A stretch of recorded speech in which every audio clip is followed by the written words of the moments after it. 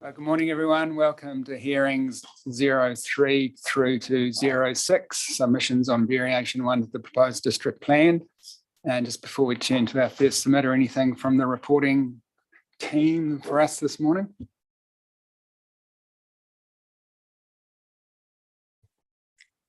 One thing for me, there's a letter tabled by Transpower mentioning that there was an error with the amendments in HPW 30, and I agree that that is an error, and I do agree with their proposed amendments, and I will circulate an updated version of what that should look like.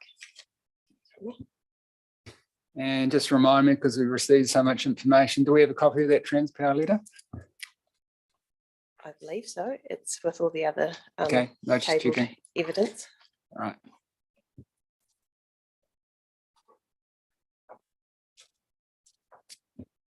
All right, so our first submitter this morning is on behalf of Manmeet Singh.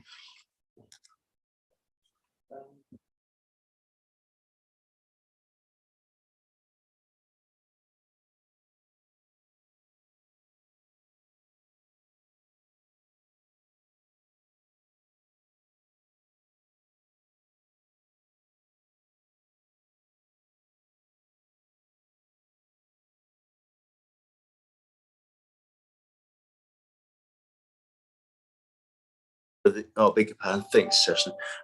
It was the just a you'll see I've taken something out of the Christchurch district plan there, and it's just to quote that rule accurately.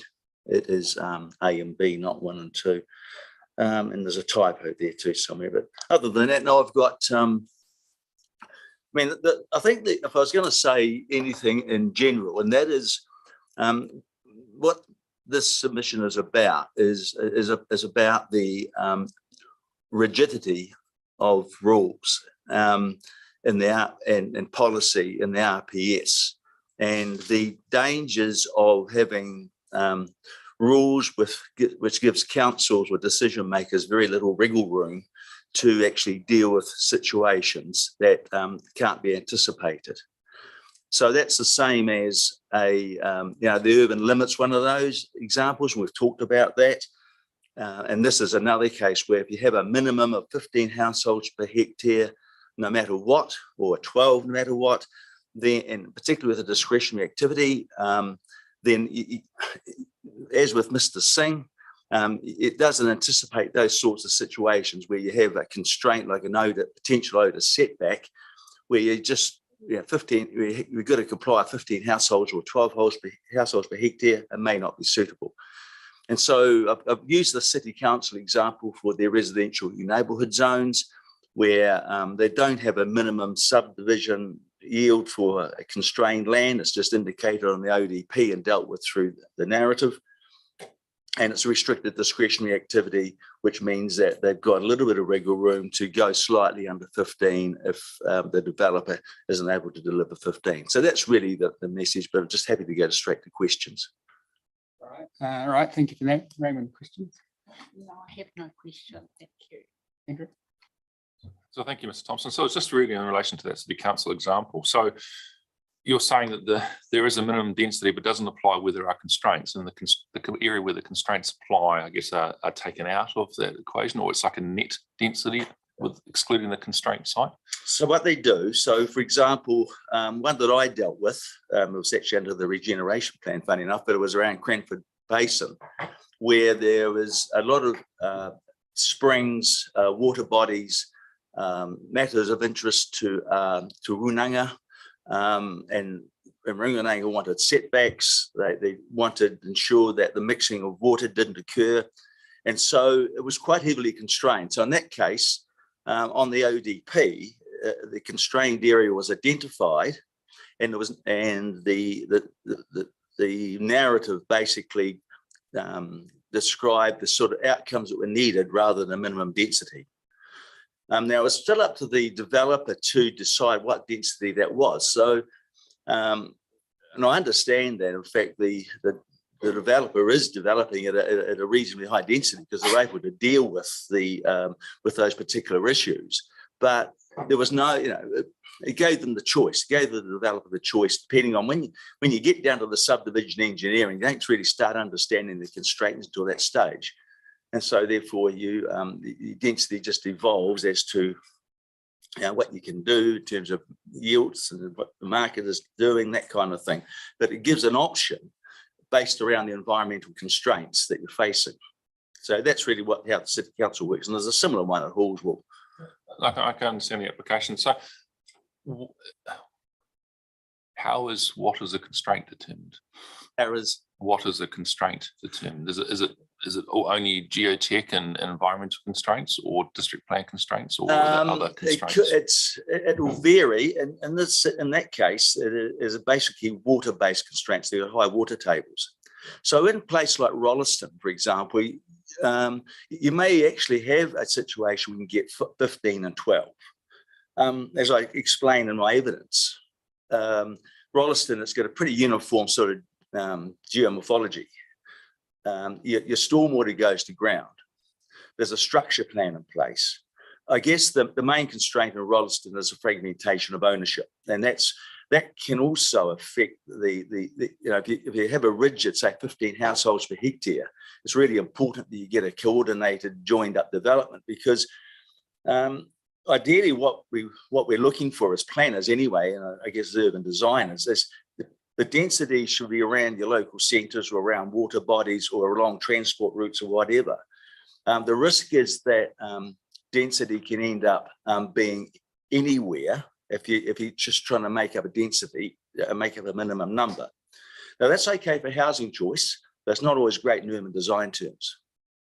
So it varies from place to place. Lincoln is a different, particularly water environment than Rolleston. If we went to Taitap, it's different again. But all I'm trying to say is that it's better to have some what we call wriggle room in the consenting process to give the consent planners room to manoeuvre when things come out of left field that wasn't anticipated in the draft, and particularly a regional council policy. And that's fine. I understand that areas may be constrained by liquefaction, geotech requirements or whatever, and half the site, but not the other half. I understand it. But I guess my question is it the developer that identifies and decides what the constraints are, or are the constraints written down somewhere where you can say, well, these apply to the site? Could be either. So with the Oda setback with Mr. Singh's land, we don't know what the constraint is yet. And the panel's had quite a bit of evidence on that. And so we don't, and the latest section 42A report is recommending the 150 metre setback, but with a restricted discretionary activity. Now that's fine. I think, the restricted discretionary activity is good. The 150 is debatable, and that's subject to further evidence. But again, we don't know what the constraint is. We don't know whether it's going to be 150, 100 or 50 or nothing. So how can we actually apply a minimum density? What's the net site area that we are actually basing that on? So we don't know the constraint. Yes, but could you get to the point where the constraint is actually because the developer doesn't think the market can provide it, or because they don't wish to provide that product? Would that be identified as a constraint, or does it always have to be something particular to the actual environmental conditions on the site? It's the latter, I would suggest. Yeah. And is that written down anywhere? Well, that's certainly the submission by the City Council didn't write that down anywhere. And I think it is in the assessment matters. I have to go back and check the district plan, but in the city, but I think the assessment matters actually deal with that. But they could be dealt with through assessment matters. Okay, thank you. No further questions. Yeah. As Ms. Thompson, as you said, we've had this issue before us several times in previous hearings under the proposed district plan rather than variation 1 to it. But I just got a couple of questions for you. Just want to confirm, is the submitter now preferred outcome to have MRZ? Yes, yes. Yeah.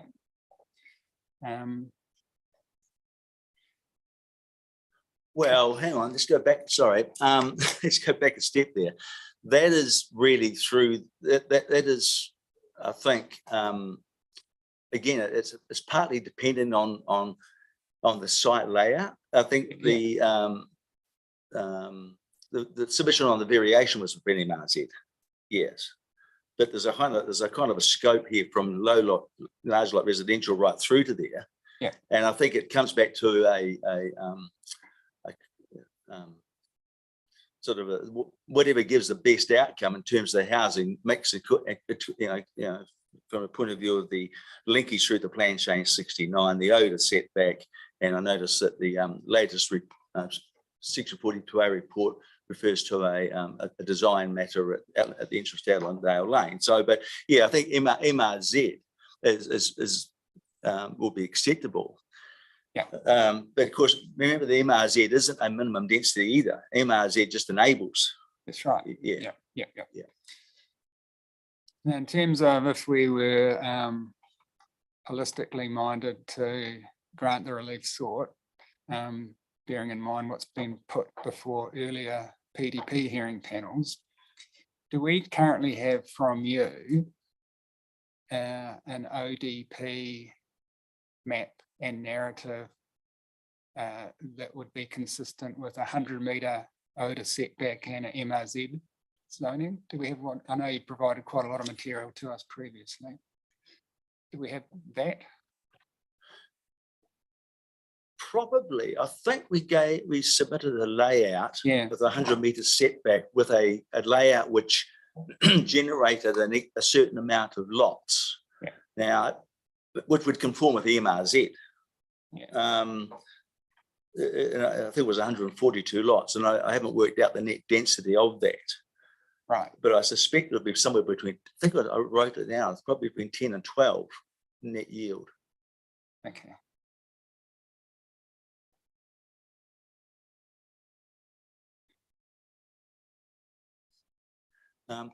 Just further on that, that's probably something, we've got the rezoning hearings coming up. It's something which will be as part of that rezoning evidence anyway.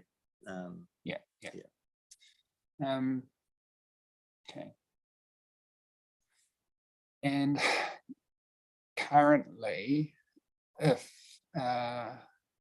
developer wishes to depart from a requirement in a ODP, is that assessed as a discretionary activity, or does it vary from place to place?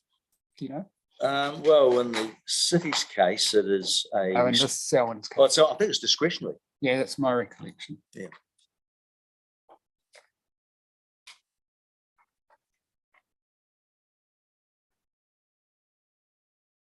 And my final question you touched on just previously, if hypothetically there was a situation where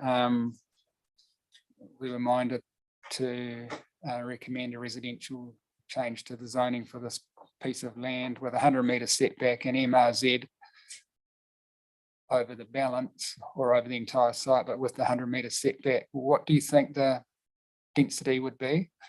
Did you say 8 to 10? I think I estimated about 10 to 12. 10 to 12. Yeah. Okay. But I'd need to go back and do some more detailed calculations, because definition of net density excludes stormwaters, but includes stormwater, but includes roads. But it's actually, the definition doesn't include, say, an ODA setback, which is another kind of complication in the RPS that defines net density as excluding the area excludes these things. Mm-hmm. But so a buffer zone, common sense would say probably exclude that, particularly Exactly. and of course whether it's a qualifying matter or not, and that's a separate issue which we really haven't covered. Yeah, can you just so we have information before us, can you work out what the density households per hectare would be, taking into account all those matters, stormwater, eroding, and 100-metre ODA buffer?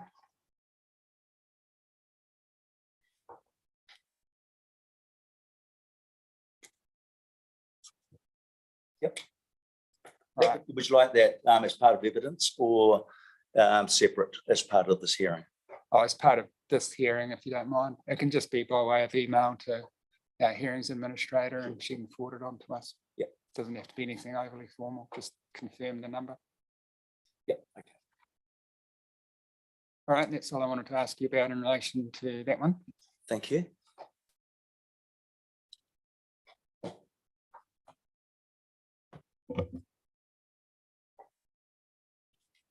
Four Stars Development in Gold. Gould.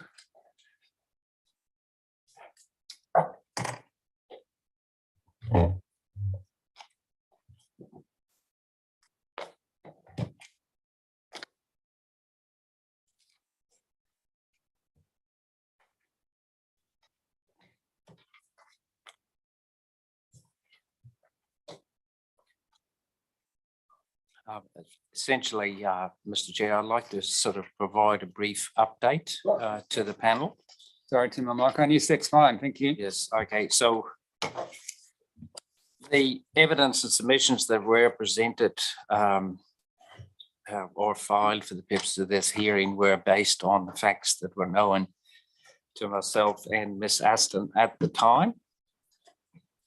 And subsequently, and that's on the day before preparing evidence for the upcoming sort of Rolleston rezoning hearing. We were provided with an update from the airport as to the contour review process. And sort of that advice has sort of prompted a refinement of the position to be advanced at that particular hearing, but it's also, of course, of relevance today. And we were advised that the technical modelling exercise has been of the new contours, updated contours, has been completed, and a new set of contours are produced or finalised. But what still remains to be done or completed is a report from the expert peer review panel. Okay, so I wonder if I think it'll be of assistance if I actually refer you to Appendix A1 of the submission by the airport on this variation in terms of the qualifying matter. I've sort of printed some copies here.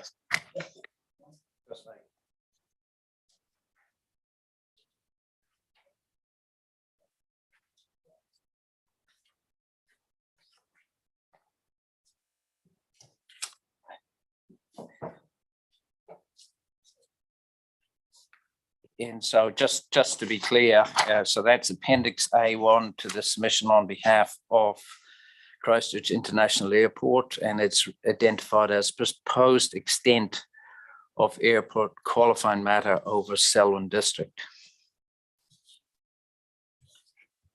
And the panel will note that you've got three separate contours. You've got the operative in blue. You've got what's referred to as the updated outer envelope, and then you've got the updated annual average.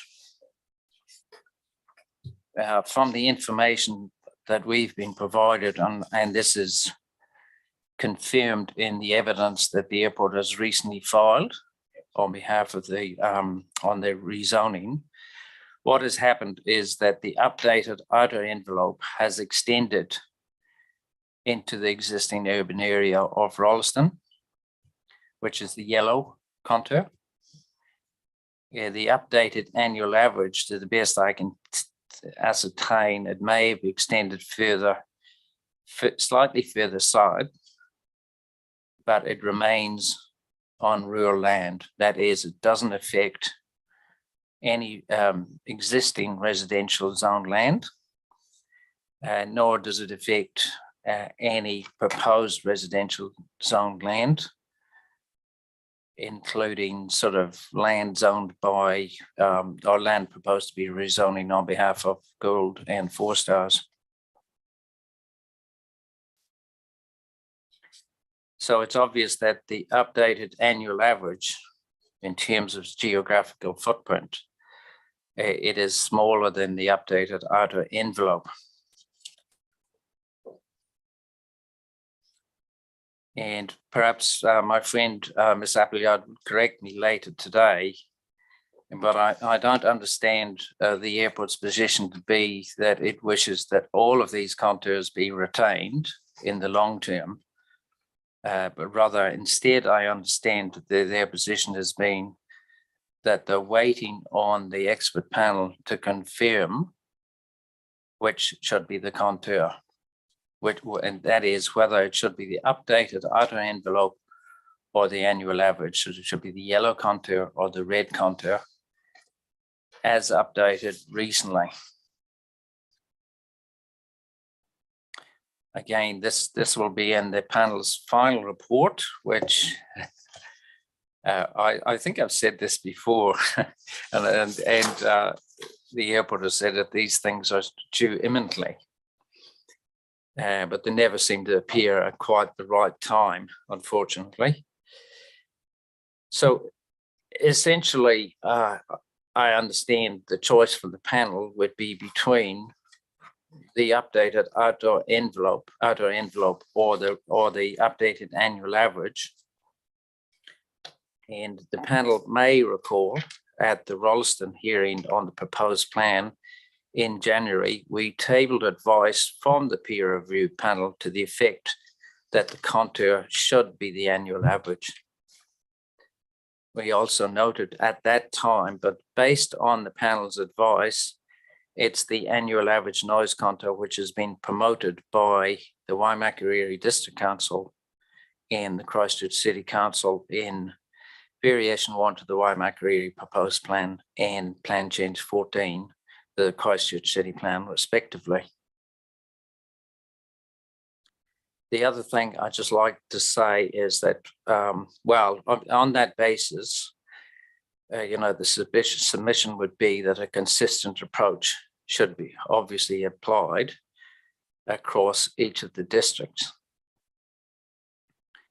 And on that basis, we'd say that the annual average should apply. Now, unfortunately, we haven't been in a position to actually present evidence on this because things have changed very late in the day. Full evidence on this. And so you'll hear a little bit more about this at the rezoning hearing. But essentially, our position is that for sake of consistency, it is the annual average noise contour that it should apply. And we note in terms of the panel's advice on the updated outer envelope, they regard that contour as theoretical and hypothetical only. And the annual average is actually reflects current standard practice. The other issue that is going to exercise the panel's mind is that should the airport seek to have the new map of the updated outer envelope apply, then there's a jurisdictional issue because the new map applies across properties that it didn't previously. And that means that there are a number of property owners, landowners, whose interests are affected and who are actually not before the panel in terms of submissions or further submissions. That's a matter, again, which I'm sure you'll hear more on. I'm just identifying it as an issue for present purposes. So that's essentially it. As I said, our position, which will be expanded on further because it directly affects the interests of Gould and 4 Stars, is that it is the annual average that should apply. And that applies to the rural zoning only in Selwyn District and does not apply to our client's land. Thank you. I'll see if we have questions, Graham. Just one, is the updated outer envelope contour, does that affect the Gould property? On what I've provided to you on this appendix, it only affects it to a minor extent. But on the updated contour, which has just been finalized, it affects roughly the same area as shown in the existing operative contour. Slightly more. Thank you. Just for the benefit of Commissioner Solomon, the Daryl Miller evidence submitted for the Rolleston variation 1 rezoning hearing, for want of a bit of a name for it, Appendix 2 to that evidence has a much larger scale map showing the extent of these remodeled contours and how they impact on land within that part of Rolleston. And Yes, thank you for your legal submission. I guess I'm interested in the process by which the new contours are to be adopted and whether you have any, I guess, advice on that. Policy 6311 of the RPS talks about a monitoring review process and sets out how the airport contours are to be remodeled. And I guess then it talks a little bit about how they're then to be implemented. There is a lack of clarity in parts of that That's correct. policy. So are you telling us that if the airport modelling is done, then it's simply up to the district council to implement it without having to wait for the regional policy statement to do that first? Is that your advice? Well, I mean, I've set out in submission the fact that the qualifying matter is a creature of the National Policy Statement of Urban Development, which of course postdates the Canterbury Regional Policy Statement, and it is the superior planning document in the planning, the hierarchy of planning instruments. And so because of that, essentially the issue of timing, the submission is that it is open to the panel to incorporate the contours as a qualifying matter, regardless of what is stated in the Canterbury Regional Policy Statement. But in this instance, if it's a straightforward decision between the yellow and the red, the outer envelope and the annual average, well, the annual average doesn't apply. Okay, it simply won't apply because it's over rural land. So that issue does not arise if you decide it should be the annual average. Because what will happen with the annual average contour, it will go through the regional policy statement process, and it would also go through a district plan change process to incorporate it over the rural zone, but not over the residential zone. Sure. Yeah. So as I said, the process issue doesn't arise. So one of the requirements for a qualifying matter, though, is you have to do an assessment of the impacts of that qualifying matter on development potential. And I'd be surprised that the council has done that, given that this information has only just come to light now. Obviously, they would have done it on the basis of an existing operative plan provision, but only so far as it relates to areas that are zoned for medium density residential zoning, presumably. Yeah, no, that's entirely correct, because the contours didn't affect any residential land. Well, actually, hold on a second. I'm not sure whether perhaps my friends here at Ms. Carruthers and Ms. Tulipa can advise as to whether or not they undertook prepared a 77K assessment, which is the assessment required in terms of the impact of a qualifying matter.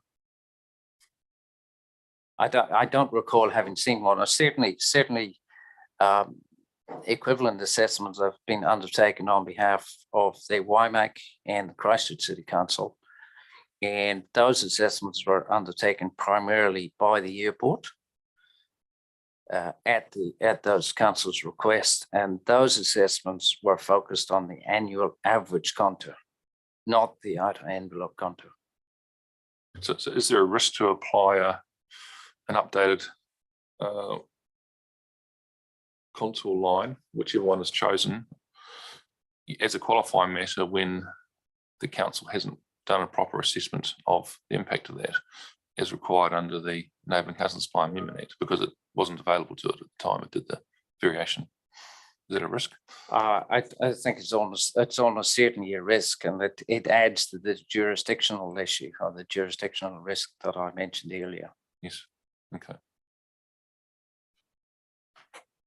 And if this panel was minded to apply this one of those envelopes, and WIMAC districts and WIMAC district chose a different one, or the regional policy statement proposed a change and then that was then appealed, where would that leave us in terms of consistency across the three districts?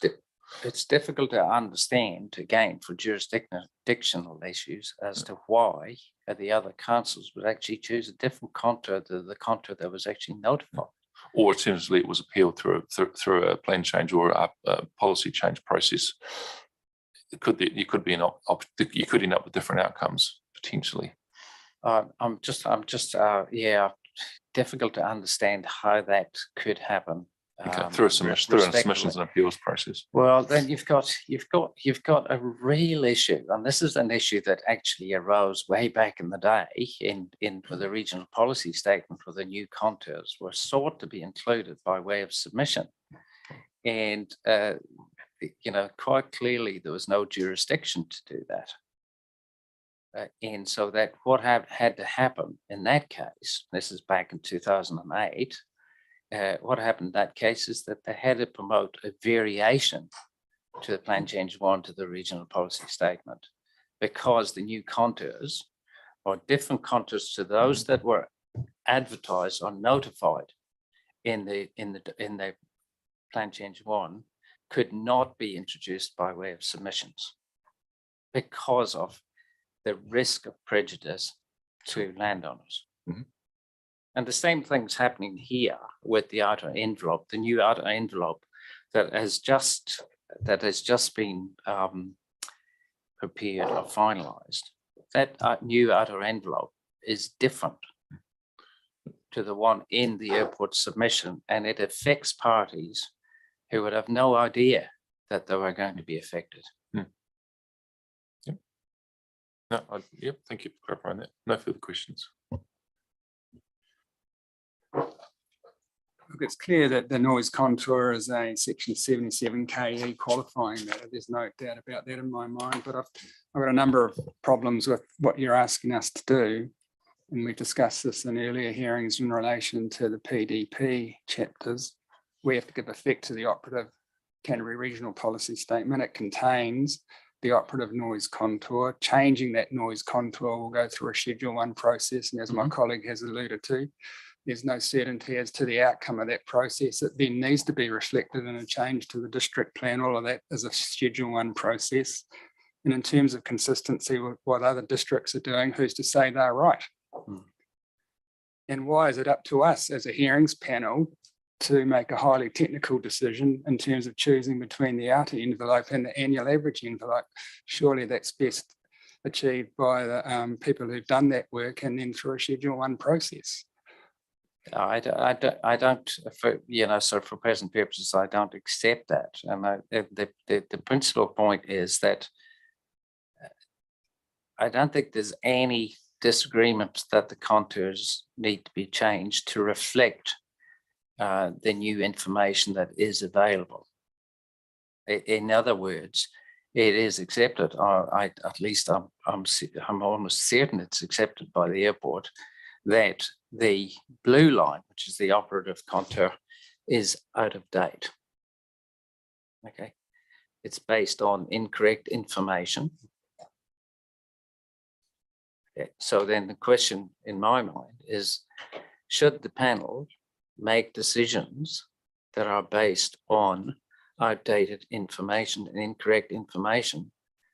And in the submission or in the evidence, we say, well, what is the resource management purpose that is actually served by a decision of that nature? And how does that reflect the panel's obligations under the National Policy Statement and Urban Development?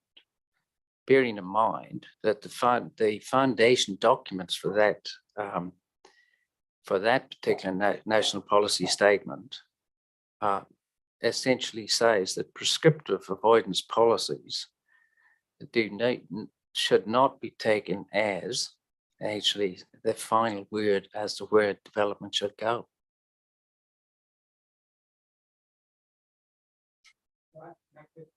Yeah. Now we have Ms. Aston, of course, here. Again, as I said at the outset, her evidence was prepared on the basis of information available at the time. And so she has prepared some evidence for the Rolleston rezoning hearing, which I would say differs to some respect, also probably to a significant degree to what's here for this hearing. All right, is there anything you wish to say by way of key points or summary? No. No, questions, Raymond? No. Andrew? Oh, nothing. I'd only ask the same question I already asked legal counsel, so that's, I'll withhold that. Thank you, no questions. And I'm very much in the same camp as my colleague. I'd only just re-emphasise the problems I have with what's been asked for, and we've heard Council's response to that. So I think that covers it. Thank you. Right, thank you.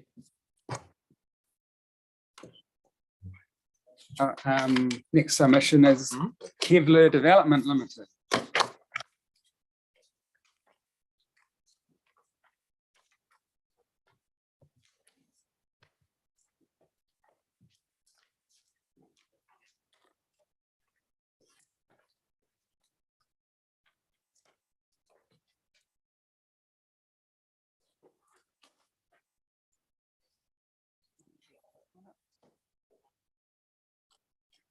Right, sorry, just getting my documents in order. So thank you very much. We have your evidence. As usual, do you wish to summarise any key points or highlight key matters for us? So it's just me today, and obviously I've got Mr. Rob Preston here from Operations Manager for Kevlar. Yeah, we had him at a Yes, previous hearing. too, that's didn't we? right. Yeah, good morning. So I did prepare a short summary yesterday, which I emailed through last night. I'm not sure whether you got a copy of that, but I've got hard copies.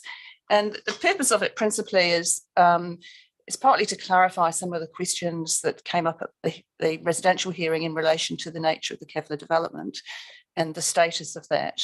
So it is sort of building on the case study example, just to clarify how that would be treated under the variation. So I'll just give you the hard copy. I'm not sure if you want me to read it all or. Oh, have you? Okay, excellent. Okay.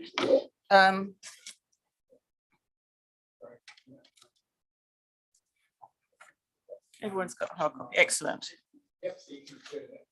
Okay.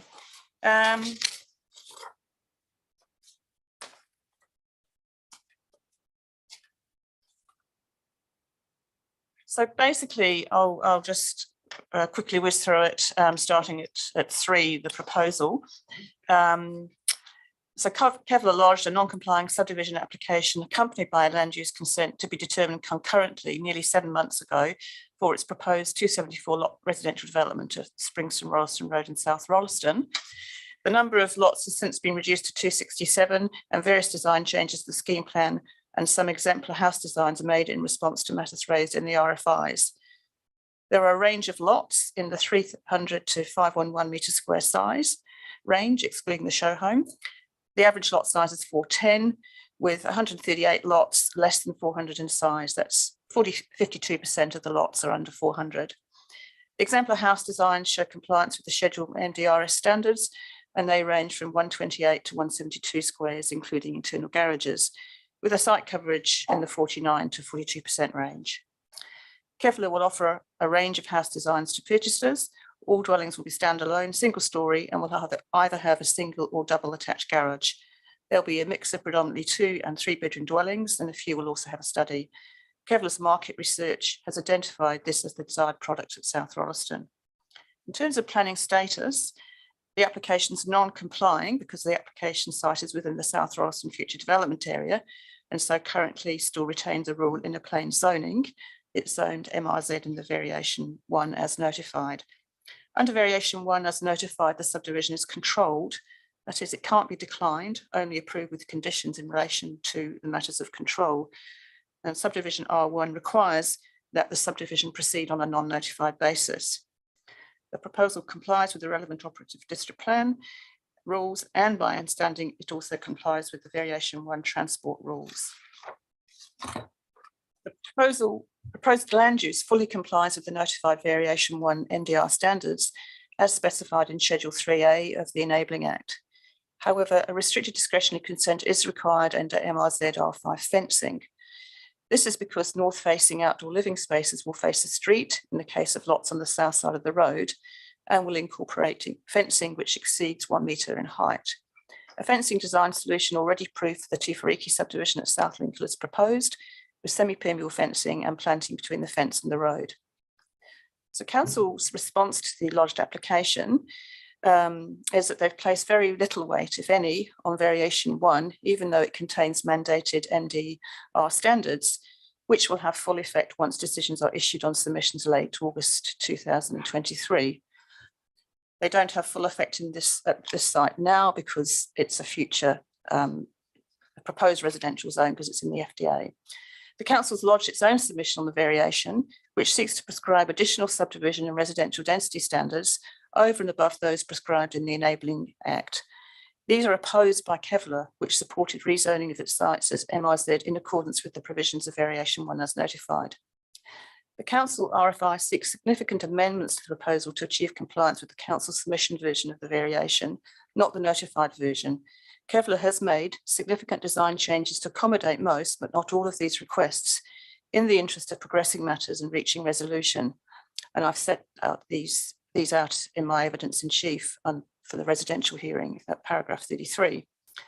The council reporting planner has recommended public notification of the application on servicing grounds, i.e. a concern that full development of the site prior to specified intersection upgrades will potentially have a more than minor effect on the safety and efficiency of the road network. This is despite the applicant's expert traffic RFI response that with staging, the scale of development, contribution of traffic from the proposed development to the intersections the council plans to upgrade in the future is relatively small and is insignificant compared with the wider range of growth and development that has occurred and is planned to occur or is occurring in the southern part of Rolleston. Under notified variation 1, this matter would be addressed under matter of control sub MA9 movement networks. And as pointed out above, the application would be required to be non-notified. The reporting planner has also identified all immediately adjacent residents as affected parties to be notified on the ground of adverse character and amenity effects of the proposed subdivision and subsequent development, which are considered to be at least minor, and potential reverse sensitivity effects considered to be at least minor. The council's approach to the Kevlar application is, in my opinion, unfortunate and inconsistent, if not contrary to the purpose and intent of the Enabling Act. The additional residential and subdivision standards and matters being applied, including minimum lot and size and shape factor, take away from MRZ densities, and they are in fact more restrictive than small lot development in the general residential zone. They amount to a less enabling approach with attendant costs, delays and consenting risks. The Kevlar proposal shows there is no need for any lot standards as it is for the subdivider to arrange the lot set out and individual lot configuration to enabling housing that is anticipated on the lot, which is the opposite of the present approach where buyers of lots have to fit their house designs to the lot. And just one other point to make is that I have read the planning and evidence and legal submissions for Ag Research, who are raising similar issues, and I fully agree with everything that they say. All right, thank you very much for that. We'll see if we have questions for you, right? I just have one, and it's to do with your evidence in chief at that point, I think it's 4.3, 43, D. You talk about areas of medium density do look and present themselves as different to suburban or general residential. How do they look different, or how do they present themselves differently? Sorry, I'm just trying to identify the paragraph. 43D in your evidence in chief, 14th of April evidence. There is no D. Just 43 is Okay, I've given that wrong. But in terms of the general question, I think without referring to a paragraph, Sure, just absolutely. how does MRZ Yes. or MDRS compliant development present itself differently? Yeah. Sure. So MRZ development is the standards that should apply are set out in the Enabling Act. And for example, there's a 1.5 metre front yard requirement, which is less than applies in the general residential zone. The recession plane standard is a lot more generous, which enables taller buildings to be built closer to site boundaries. And there are no requirements for the location of garaging or the width of, there's no minimum lot size. Well, no, actually the RA standard's only a bulk and location standard. So it enables a more intense form of housing development. It doesn't require it, but the standards enable that.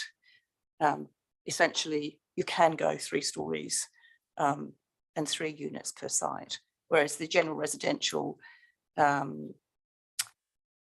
is less than that. Yes.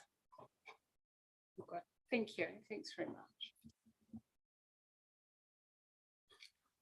Thank you for your evidence, and thank you also for including the Kevlar development site plan and elevations, George. I found that quite interesting. Thank you. It's just a question. You've talked about the necessity and also the value or quantum for the building square. Yes. Yeah, and you've talked about, and I guess it's in paragraph 42, you refer to the section 42A report and how they've approached that. And 43, your paragraph, you say you're unsure the calculation is helpful. And you 44 and 45, you talk about alternative options.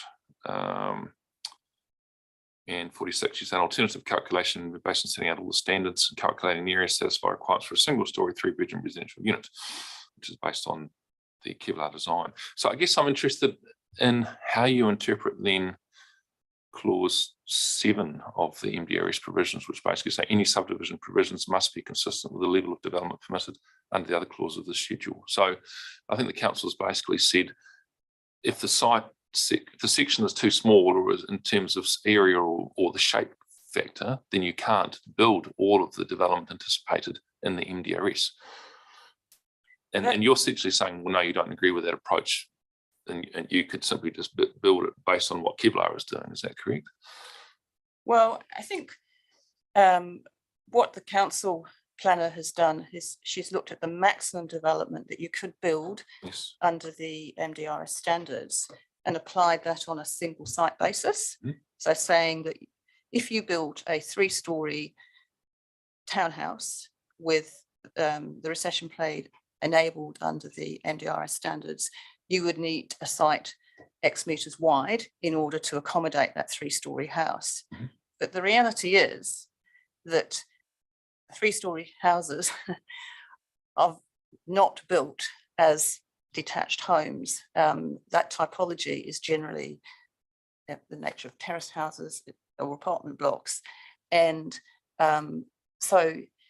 if you design for that, and the MDRS standards don't require you to build that, obviously that's just the maximum. And if you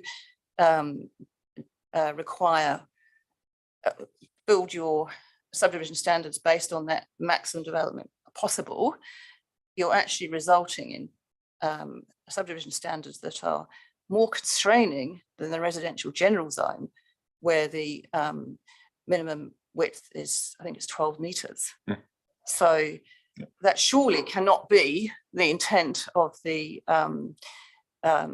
Enabling Act legislation, because it's actually putting in a more restrictive zone regime than the existing standard residential zone in the district. So I don't think that is the way that should be read, and obviously legal submissions are being presented on that. Interpretation of that on behalf of Ag Research. Sure, and I hear your argument about that in terms of how can that possibly be, how it should be applied. But if the subdivision minimums were to a point where you could simply build only elderly persons housing single story, could an argument not be made as well that then that subdivision rules are not enabling the level of development permitted under the MDRS? You can't simply build to the heights anticipated.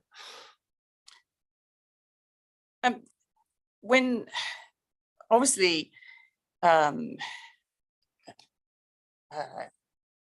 applicant who applies for subdivision consent has a particular market in mind when they put in that subdivision application.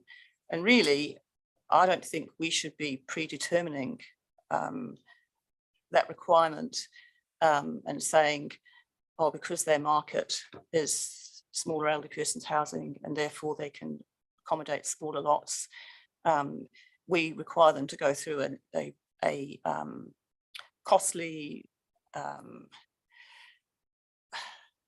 uncertain consenting process, because we also want to be able to accommodate a variety of larger lots in that development. Yeah. That's not at all enabling, Sure, in my sure. view. So, but if we did what you've suggested in your paragraph 46, an alternative calculation based on calculating the minimum area to satisfy a single-story 3-bedroom unit, couldn't another developer make that same argument? To say Absolutely. that, well, why is that being applied to me when I want to build something else? Totally. And my preferred position is that there are no minimums. And that's the position of Ag Research. And that's my much preferred position.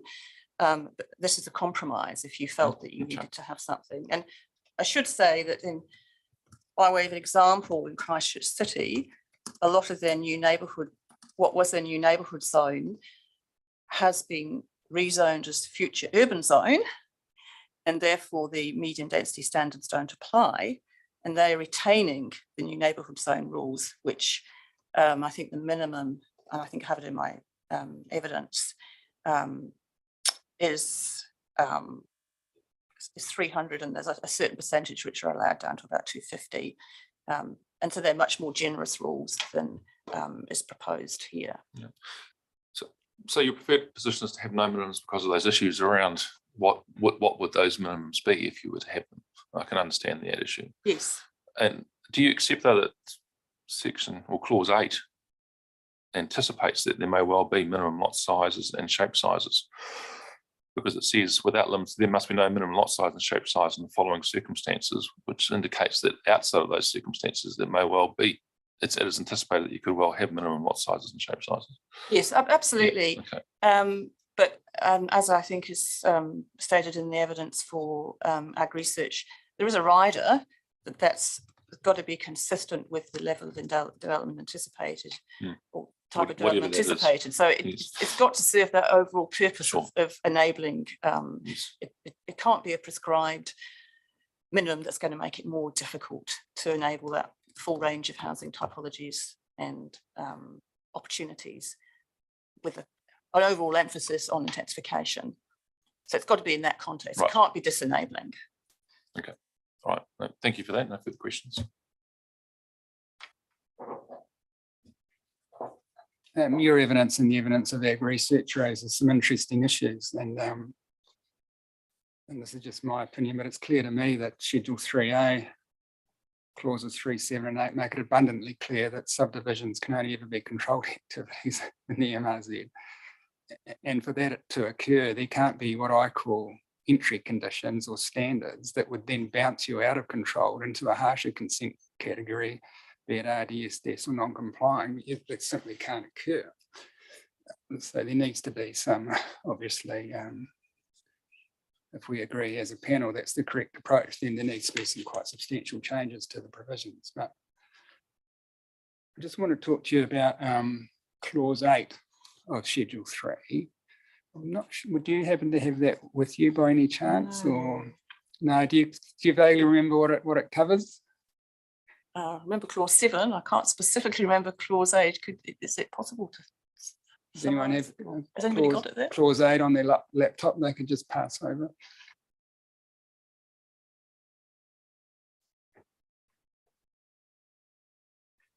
So on page 37 of the Enabling Housing Supply and Other Matters Amendment Act.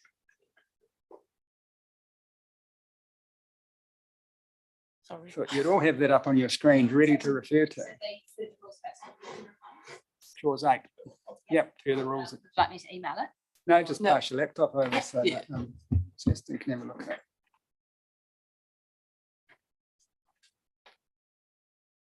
One day when I don't bring my laptop. Yeah, no, that's all right. We're not going to run out of time.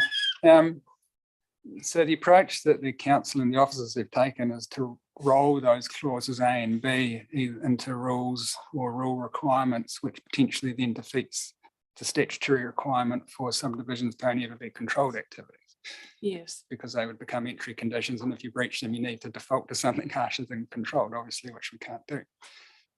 So I was just having a thought, and I just wondering, I'd just like to bounce the thought off you. And if you haven't had time, you won't have had time to think about it. And if you want to think about it and come back to us, that's fine.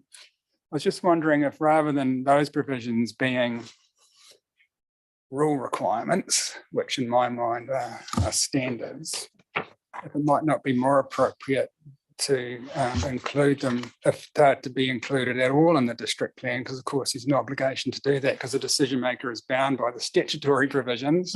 No matter what the district plan says, the decision maker needs to give effect to Schedule 3A regardless. So there's actually an argument whether or not those Clause 8 provisions need to be reflected in the plan at all. But if they are to be reflected in the plan, I was just wondering, and I'd like your opinion on this, whether it might be more appropriate to cast them as a policy that would then guide a decision maker assessing a controlled activity for a subdivision and influence their assessment of what conditions might be imposed under the matters of discretion or the matters of control rather. So you're suggesting that the wording of Clause 8 be incorporated into a policy? Yeah, suitably amended to make it work as a policy so that a decision maker would have those requirements in front of them in the plan rather than having to refer to them in the statute that they have to operate under, which is of course the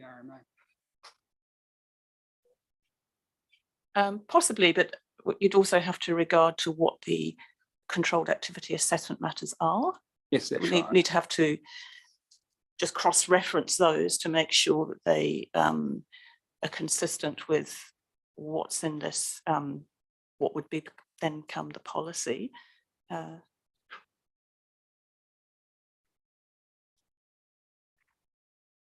I think from memory, WIMAC has a rule, something like this, Yeah. in its proposed variation 1. Yeah, well, of course, Can I think about it? yeah, of course. I'll Yes. just put it to you Yes, just now. So yeah, I'd yes. like you to think about it, but and just I'm not just in principle whether those statutory requirements, which a decision maker would obviously need to give effect to, whether in principle they could sit in a policy rather than in a rule or a rule requirement where they might defeat the statutory requirement for the application to be a controlled activity. Because the rule implements the policy, obviously. Yeah. So would the rule simply say that subdivision is a controlled activity and the matters of control are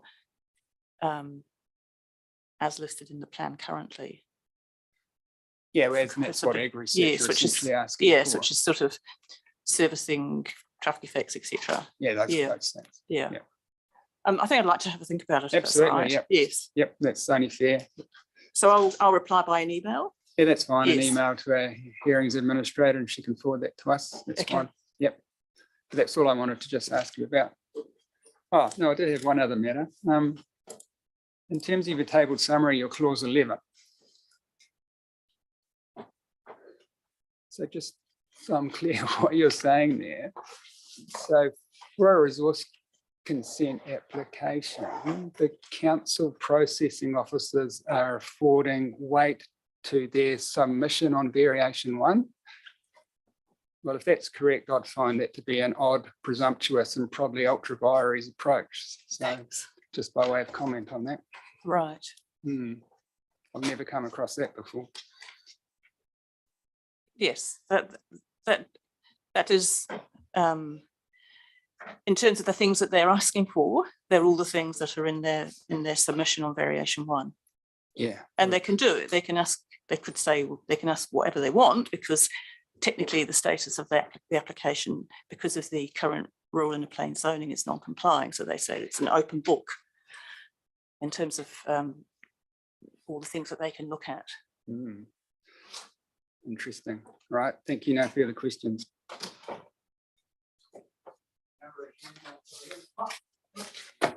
Now we're adjourned until 11 o'clock, where we hear from Kāinga Ora.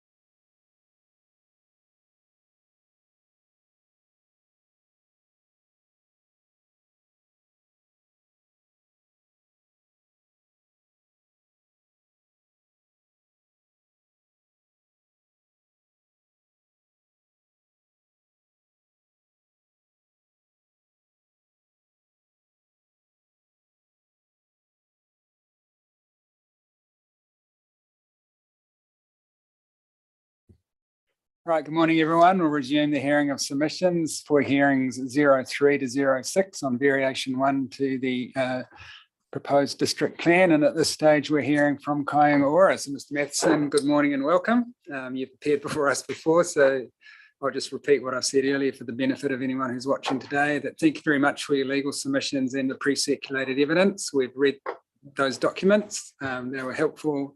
You don't need to read them out loud to us, but each of yourself and your witnesses are very welcome, and we'd appreciate them highlighting key points for our benefit. And in particular, I found the recently circulated height table to be particularly helpful. So thank you for doing that. That was good. Thank you. Good morning, Commissioners. My name is Bill Matheson. I have Mr. Phil Osborne, who may know property economics, Joe Jeffries, who you'll know, Josh Neville from Kāinga Ora, and Nadia Yosen, Kāinga Ora. I won't, if I may, just in terms of the legal submissions, I'll just make a couple of points, and it really relates to section 2.3 of the submissions, and that relates to height and intensity generally. And I think, Mr. Chair, the first point I'd just make, as I acknowledged last week, that there is a relationship between the height variation control area height and the town centre. It would make no sense for that height variation control area to be taller than the town centre. So I acknowledge that, and that doesn't make any sense.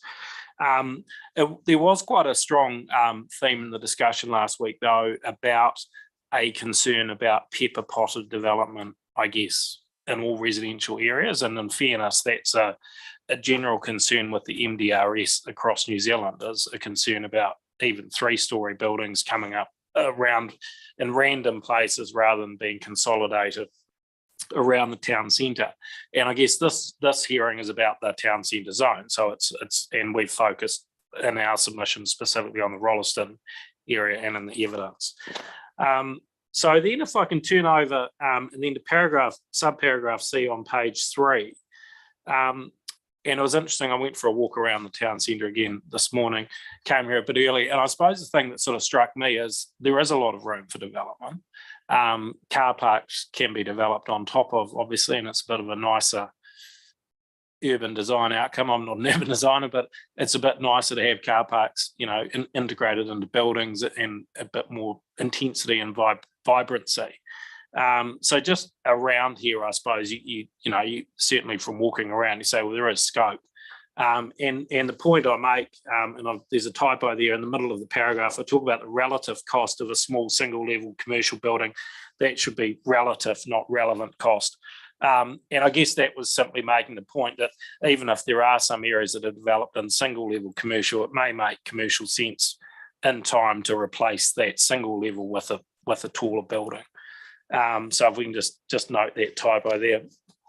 And then I think the point in E, and this is really the point Mr. Liggett made, who will also be joining us shortly, and that's that, well, there's no really tall buildings in the town centre, but predominantly that's no doubt a function, partly of demand, which I acknowledge, but also partly of height controls and the concern that developers have from a risk perspective of breaching a height limit.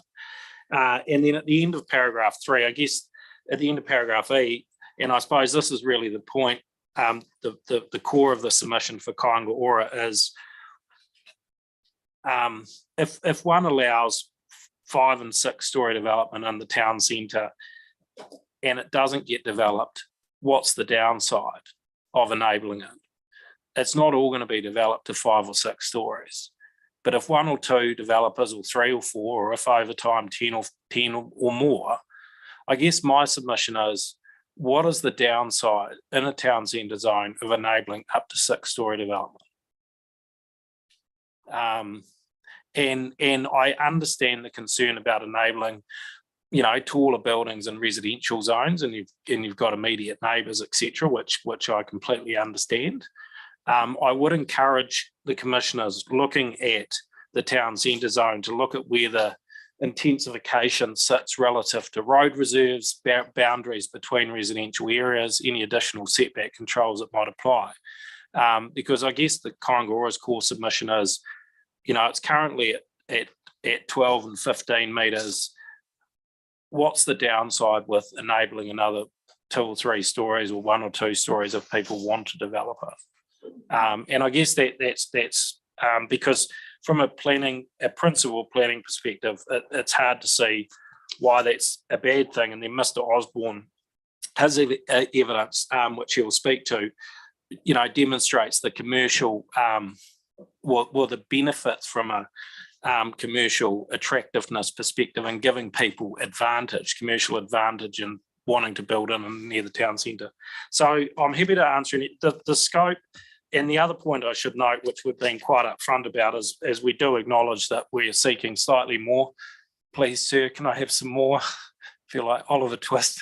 And the rationale for that is explained in terms of trying to allow 5 or 6 stories, and even acknowledging that even at 24.5 metres with a roof form, you'd struggle to get 6 stories in anyway. So that's probably more likely 5 to 6 than 6. And again, acknowledging too that it may well be that it's not a full commercial building. It may be that it's part retail ground floor, a couple of levels of commercial, and then possibly residential. So there's any ways you can mix and match that. But I'm glad you found that table helpful. So I'm happy to answer any other questions. Otherwise, I'll ask Mr. Osborne to present. Okay, we'll just see if we have questions for you. Maybe. Yes, I just have one. At your paragraph 2.6, you give an example of Cambridge.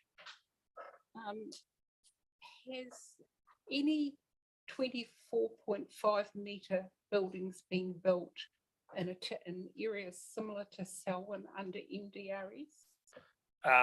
No, I wasn't involved in that hearing, but that hearing's just been held, so that's just going through the process. Yeah. Thank you. I have no questions. No questions, thank you. Look, I mentioned this at the hearing last week. Just thank you for your concession that there's no point in having allowing taller residential buildings adjacent to the town centre zone if the town centre zone isn't higher than those buildings. And I thanked you for making that concession last week, but you've put it in writing today, so that's good.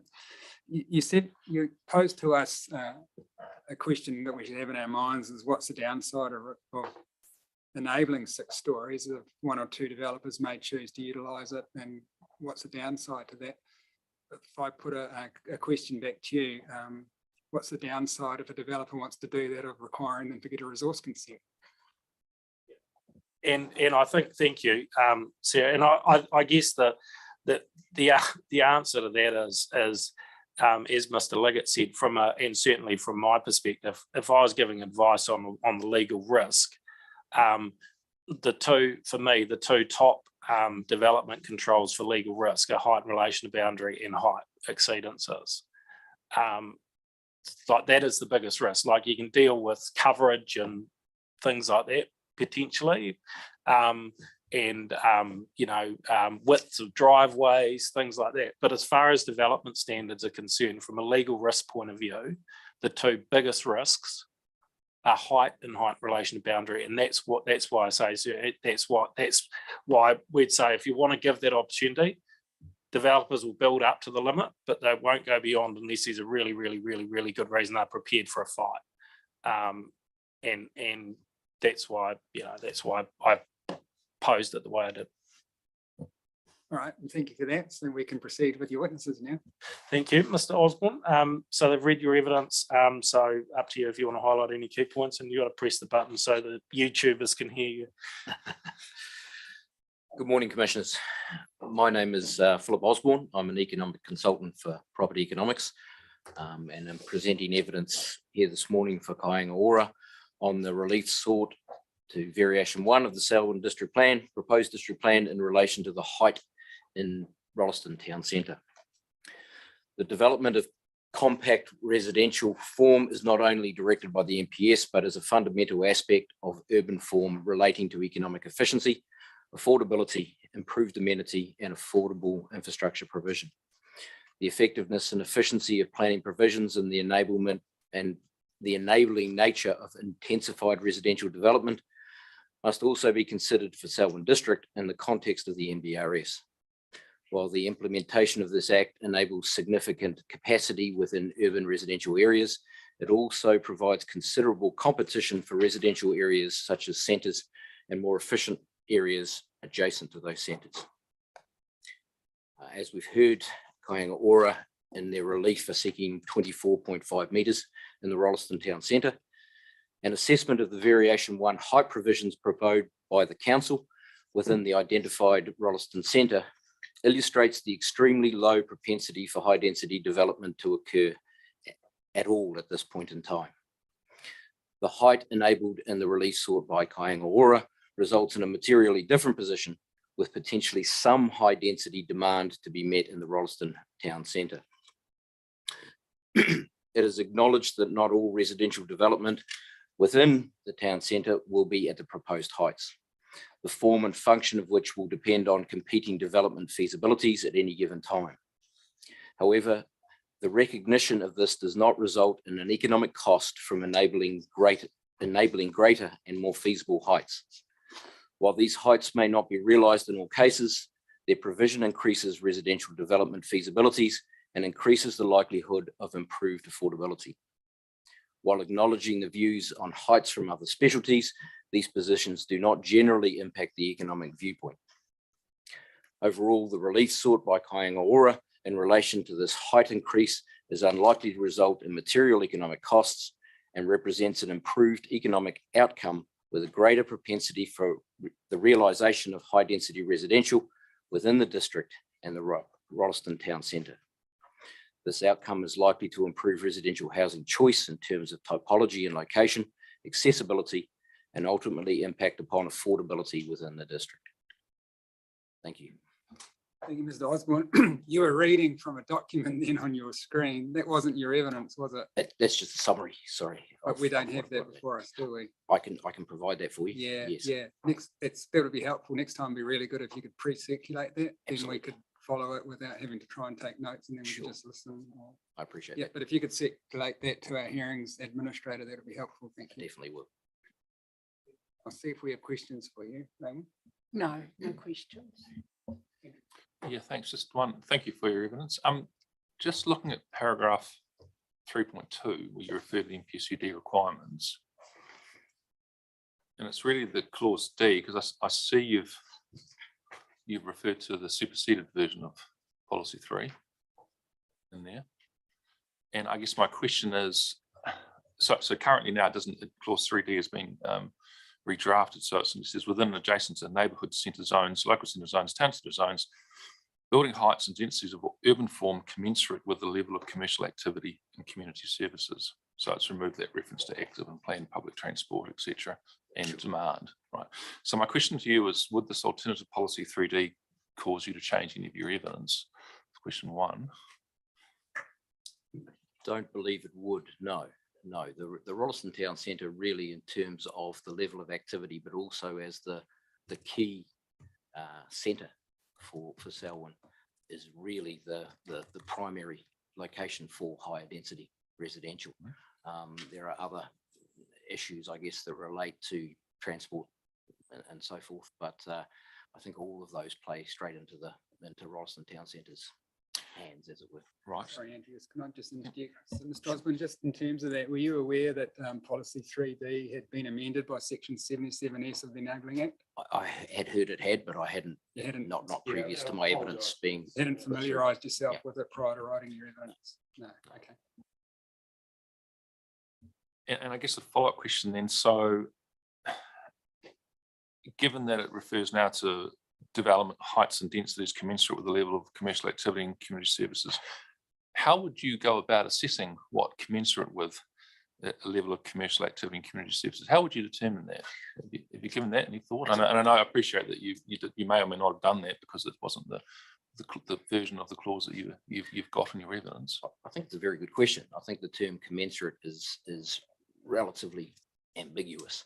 From an economic point of view, when we're talking about the level of commercial and community service activities, we're talking about the primacy of that location and that hub of activity.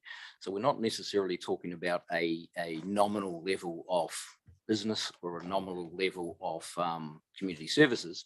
We are first of all talking, I believe, about what is expected in that area, not what is necessarily currently there now, but what is expected to be there and what is planned in that particular centre or that particular location.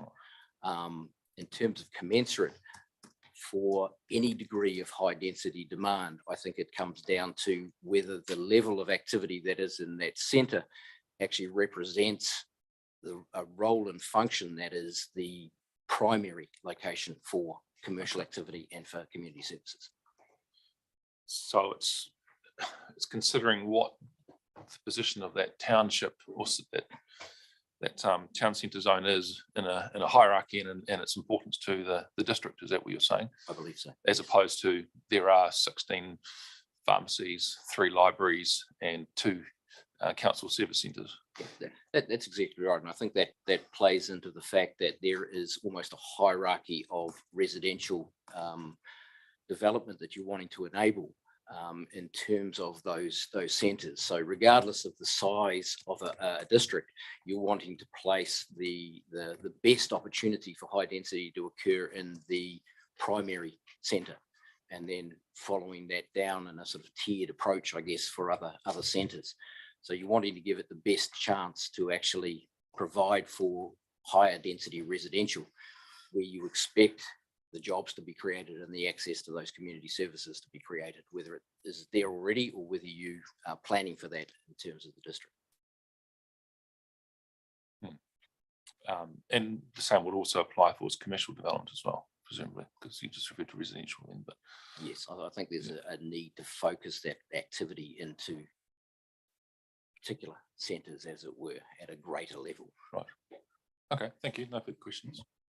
And no further questions from me, Mr. Osmond. Thank you for your evidence. Thank you. Thank you, sir. Mr. Jeffries. Morning, Mr. Jeffrey.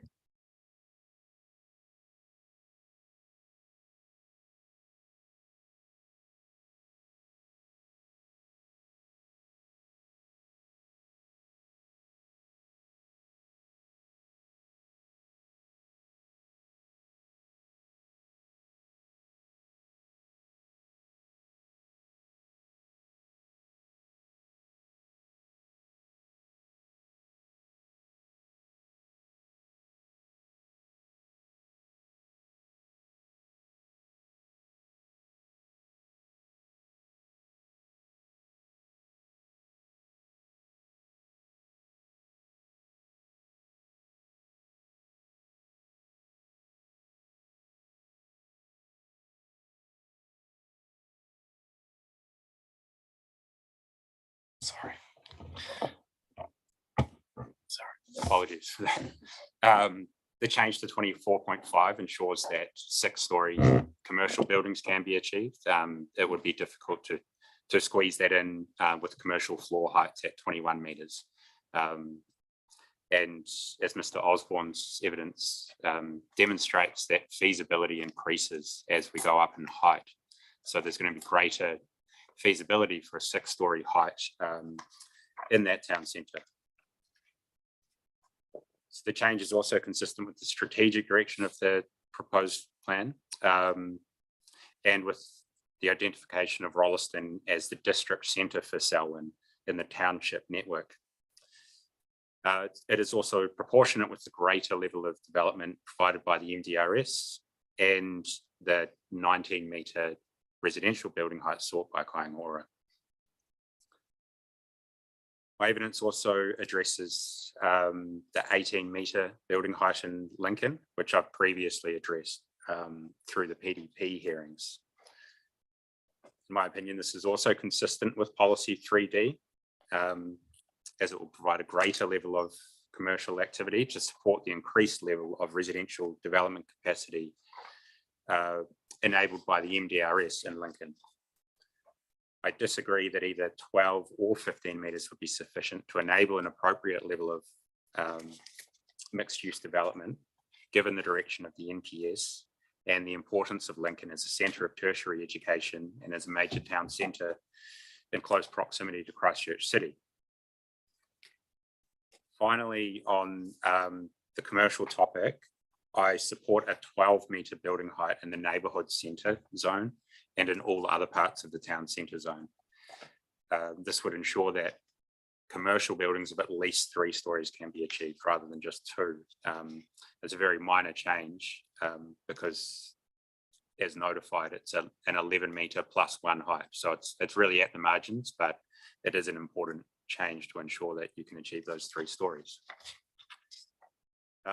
Did you want to give me questions on the commercial and mixed use now, or should I move on to the subdivision? I'm happy to. I think if you move on to subdivision and we have questions, we'll make it clear what we're asking about, whether it's CMUZ or sub.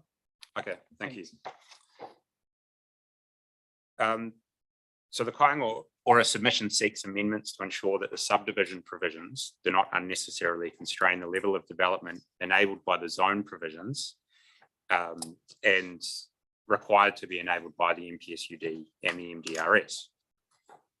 So the first change I want to speak to is Kāinga Ora's requested amendment to replace the minimum net site area for vacant site subdivision of 400 metres squared with a building square rule of 8 by 15 metres. So this will ensure that the provisions for vacant lot subdivision support the density of development enabled by the medium density residential zone. Architectural testing of this building square rule that is attached to my evidence demonstrates that this shape factor is sufficient to ensure that any vacant sites created through subdivision in the medium density residential zone are suitable to provide for appropriate medium density residential development, and that there is no need for further minimum size control. So part of the intention here is to, there is a number of ways that development can occur. And often it's through assembly of sites and major development, which requires a certain level of capital. But it ensures another path for development so that smaller sites can be subdivided and developed at a smaller level. So I do not support the introduction of a 16 by 23 metre site dimension condition for vacant site subdivision as recommended in the section 42A report. I disagree with the reporting officer's justification that this is required to ensure that the minimally sized vacant site can contain a building that reaches the maximum height permitted by the MDRS. The intention of the 8 by 15 metre building square provision is to ensure that vacant sites can contain an appropriate medium density dwelling, which is not necessarily one that reaches the full permitted height of the zone in every case, as both 2 and 3 story medium density dwellings are anticipated under the MDRS.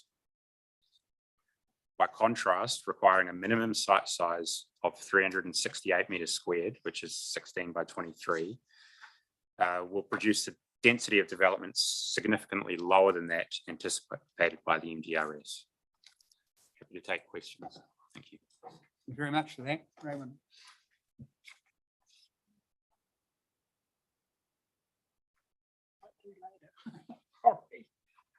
Andrew. Thank you for your evidence. I have a few questions. I'll just ask them in order that they appear in your evidence as opposed to topic, if it's okay. Should work out okay. The first one is in relation to your paragraph 3.8. And you refer where we talk about the shape factor of 8 times 15 metres, and this modelling is included as attachment B to this evidence. So I did start to wade through attachment B, and I think it's about 30 pages long. Is there anything in particular in your appendix attachment B that you'd like to point out to us as a panel in terms of how that relates to or supports the shape factor of 8 times 15? Yeah, there is a specific part of it that addresses that. Okay. I don't have the page number, Okay. but I can talk to it and we can follow up with Sure. the page number. Sure. So what that does is, have we got a page number? Yes, it's map. number 4, I believe. Yeah. So this is architectural testing of the 8 by 15 metre building square. SK against- 004 revision. Yeah, that's 2 right. On page 24. Yes, Okay, yes, that's well, correct. this version, yep, got it. Yeah.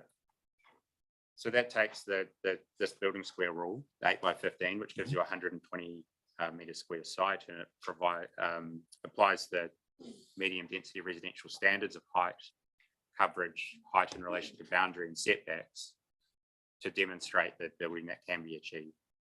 So generally it's 120 metre square site with 50% coverage will give you a 60 metre square building footprint, and you could reach 2 stories, so you could get a 120 metre square building, which is a reasonable medium density townhouse. Okay. Thank you. That's helpful because there was, as you appreciate, there was 30 pages of document Yeah. diagrams and things, and I wasn't entirely sure where you were directing us to. Yeah, apologies, that wasn't Sorry. clear. So just next question. So it really, again, is still on that shape factor question. So your clause, paragraph 3.10. And you, I mean, really, I'm just interested in, you know, if the panel was minded to have a shape factor, does it need to be set to enable all the development potential that the MDRS anticipates, or some other figure? And earlier this morning, we heard evidence around setting a shape factor that would enable, in site size, that would enable a standalone 3-bedroom house, and that would be appropriate. And you have, in your evidence, have come up with, I guess, a different figure, which talks about 3 dwellings of 40 square meters each, or some such other development potential. What guidance can you give the panel around what figure would be appropriate? Because some buildings will be 11 meters tall apartments, and some will be over 60s units that are single story. Is the information you provide us with that shape factor, I guess, the sweet spot in your opinion? Yes, I would agree that it is. I guess it's important to consider what the point of this rule is, that the point is to ultimately avoid the creation of sites that can't be used at all. Okay. So it ensures, and this, we're talking about the minimums here. So 8 by 15 is the absolute minimum. It ensures that the sites created at that extreme of it are suitable for medium density development. So the point I made in my evidence is that doesn't necessarily need to be one that crosses over with the building that reaches the maximum height of the zone. Sure. No, that's useful. Thank you for clarifying that. Scrolling down here.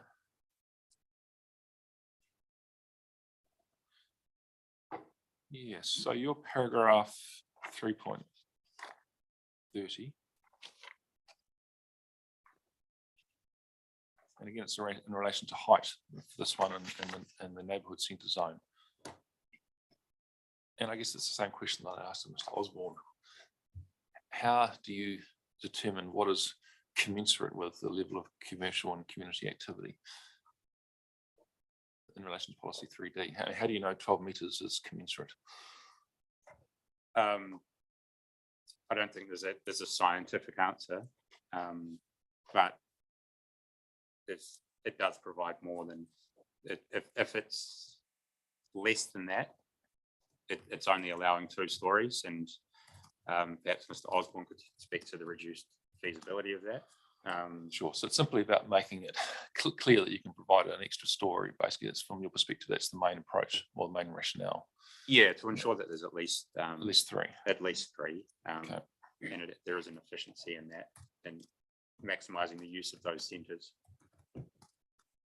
And also, there's the proportionate, the MDRS adjoining that is enabling 3 stories residential, so it makes sense to enable 3 stories commercial. Yeah. No, I understand that argument. Sure, thank you. And then again, just on that same vein, paragraph 3.40, and I guess Rolleston Town Centre now, rules A and B. And again, it's just how, I'm interested in the nexus between a 24.5 metre or 21 metre height limit and how that's justified through a policy which requires the height limit to be commensurate with those services. Again, do you have any advice for the panel on how to do that? In addition to what you've already provided. Well, I think it should be viewed in the context of the MDRS, which provides a baseline of 3. So I think if policy 3D is to direct heights, it must be heights greater than 3. So moving up to 4, as Mr. Osborne evidence shows, it has reduced feasibility in comparison to 5 or 6. Moving between 3 and 6, feasibility increases. Mhm. So I think policy 3D does direct that there should be heights greater than 3 stories at least.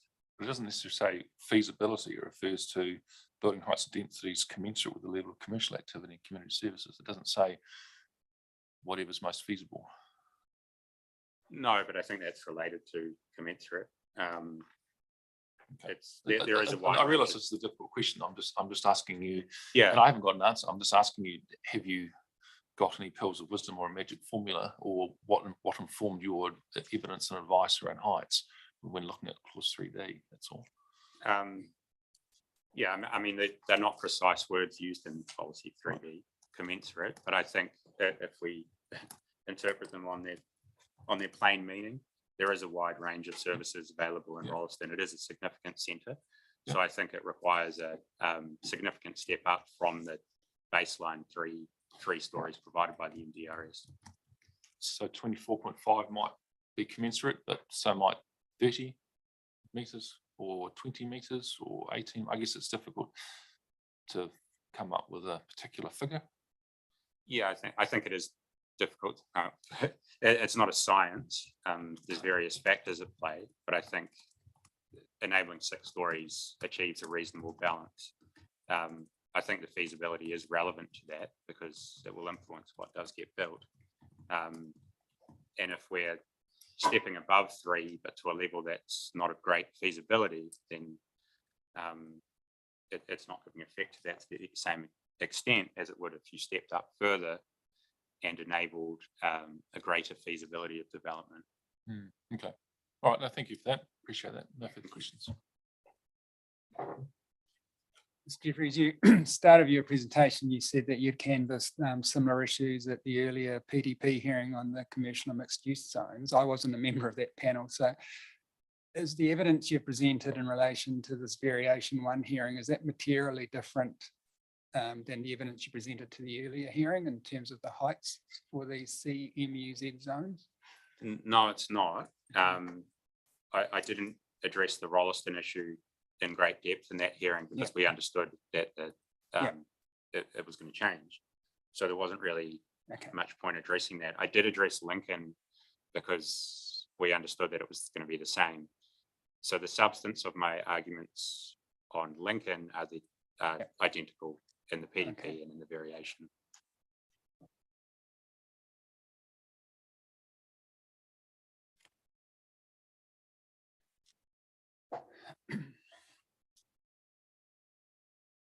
And look, my colleagues asked you questions about this building square issue, so there's nothing further I'd wish to ask you about that, but I do thank you for your evidence on that. Just for my benefit, and I should know this, but I can't remember, just explain to me again, either yourself or another witness. So for the neighbourhood centre zone, with currently the officers recommending 11+1 as a height limit, and I think KO is seeking 12. Why is 12 better than 11+1? 11+1 would be highly constraining to reach 3 stories with commercial development. And the neighbourhood centre zone is intended to take commercial uses, and the adjoining MDRS is 3-story residential, so it seems proportionate. The actual effect of it is going to be very minor because you're only really changing the 11+1 is a stepped height, so it's only really at the sides of it. So the outcome is insignificant, but it is an important change to ensure that you can get that 3 stories in there. It's all development's always kind of up against constraints. So there's various factors squeezing things,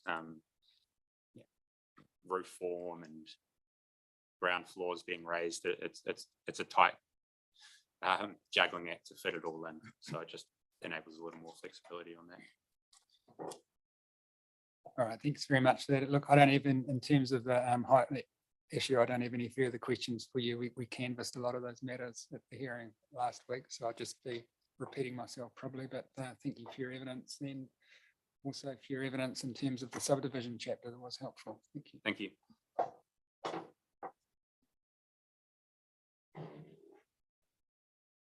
Thank you. If you've got no further questions, I think we're done. No, I think that's the end of our questions. I've Rowan, you said you might have questions at the end. Is there any?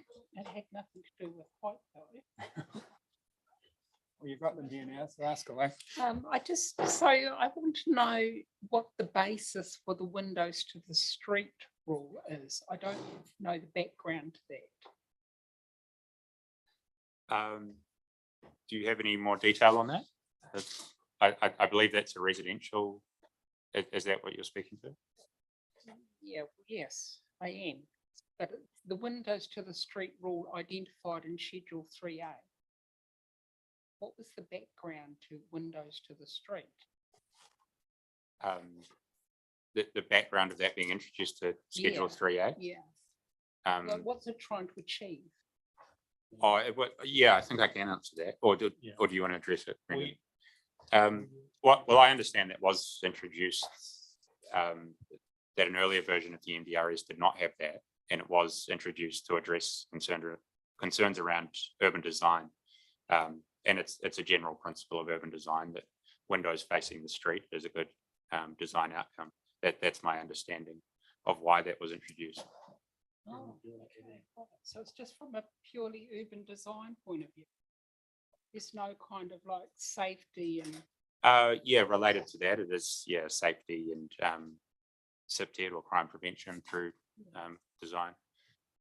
So perhaps Brendan. So yeah, it did come through the legislation by select committee process, and it was the select committee heard a lot of submissions with respect to urban design concerns, design generally, and as Mr. Jeffries has highlighted, the passive surveillance SIPTED issues. So Ministry for Housing, Urban Development, and Ministry for the Environment in their departmental report, that provision was recommended as advice to the select committee adopted that, and then it went through the House as the provision that we have today. So it's a government process that's brought that in. Okay. And my only other question is, does MDRS mean there'll be less cars? Do residents in MDRS areas or MDRZ areas, is there a reduced reliance on cars? I guess the from a normal residential area. Yeah, I guess the rationale is that the district plan won't regulate or require people to have cars to the same extent that district plans did in the past. So it's not necessarily saying they won't have them. It is possible to provide parking within those provisions, but it's not forcing homes to be built with parking. So it opens the door for car-free development to be enabled, but it does not require it. Okay. Thank you. Thank you. Thank you. So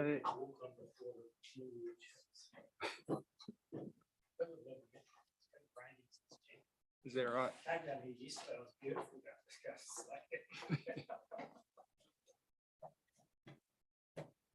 Yeah, well, there's plenty of new builds to choose from in Rolleston. Thank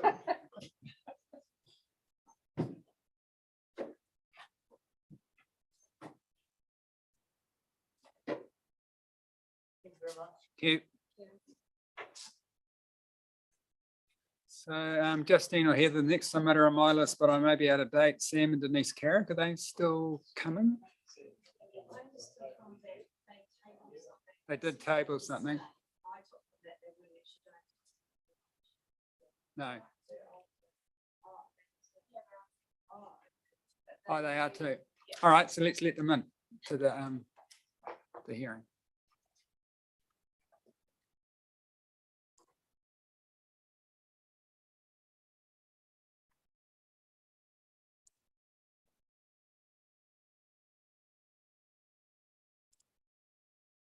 So it's got the microphone muted sign on there, Heather.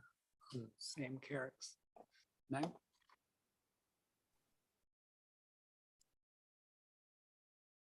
Hello. Yes, good morning, Mr. Carrick. Can you hear us? Yes, I can hear you good, if that works well. That does work well. We can hear you loud and clear. So good morning and welcome. That's great, thank you. And we've received the information that you pre-circulated. Thank you for doing that. But and you don't need to reread that out loud to us, but you're very welcome to speak to it and highlight key points for our benefit. And then we'll see if we have questions for you. Okay, yes, that would be great. Did you receive the follow-up letter I sent through yesterday? Yes, we did. Yeah, okay. No, sorry it came through late. I was just been liaising with Heritage New Zealand, but they unfortunately you haven't had time in the last week, and amongst other things. But as I said in the letter, I'll forward through their updated response as well. So okay, what I might do is I'll just sum up, if you want. I'll sum up the key issue, what I'd like to talk to you in regards to that was in that follow-up letter, which is in the written statement that I sent through. Should only take a minute or something like that. That's fine. We've got plenty of time, so you just go ahead. Yeah, that's great. So so we're recognising that there's this section 42 addendum that came through with the updated legal opinion in relation to the Environment Court case that had just been released between Heritage New Zealand and Waikanae Council. And I recognise the rationale behind the legal opinion there in regard to adding our house to the heritage schedule. And I see they've provided some options through to you that that the commissioners will consider through there.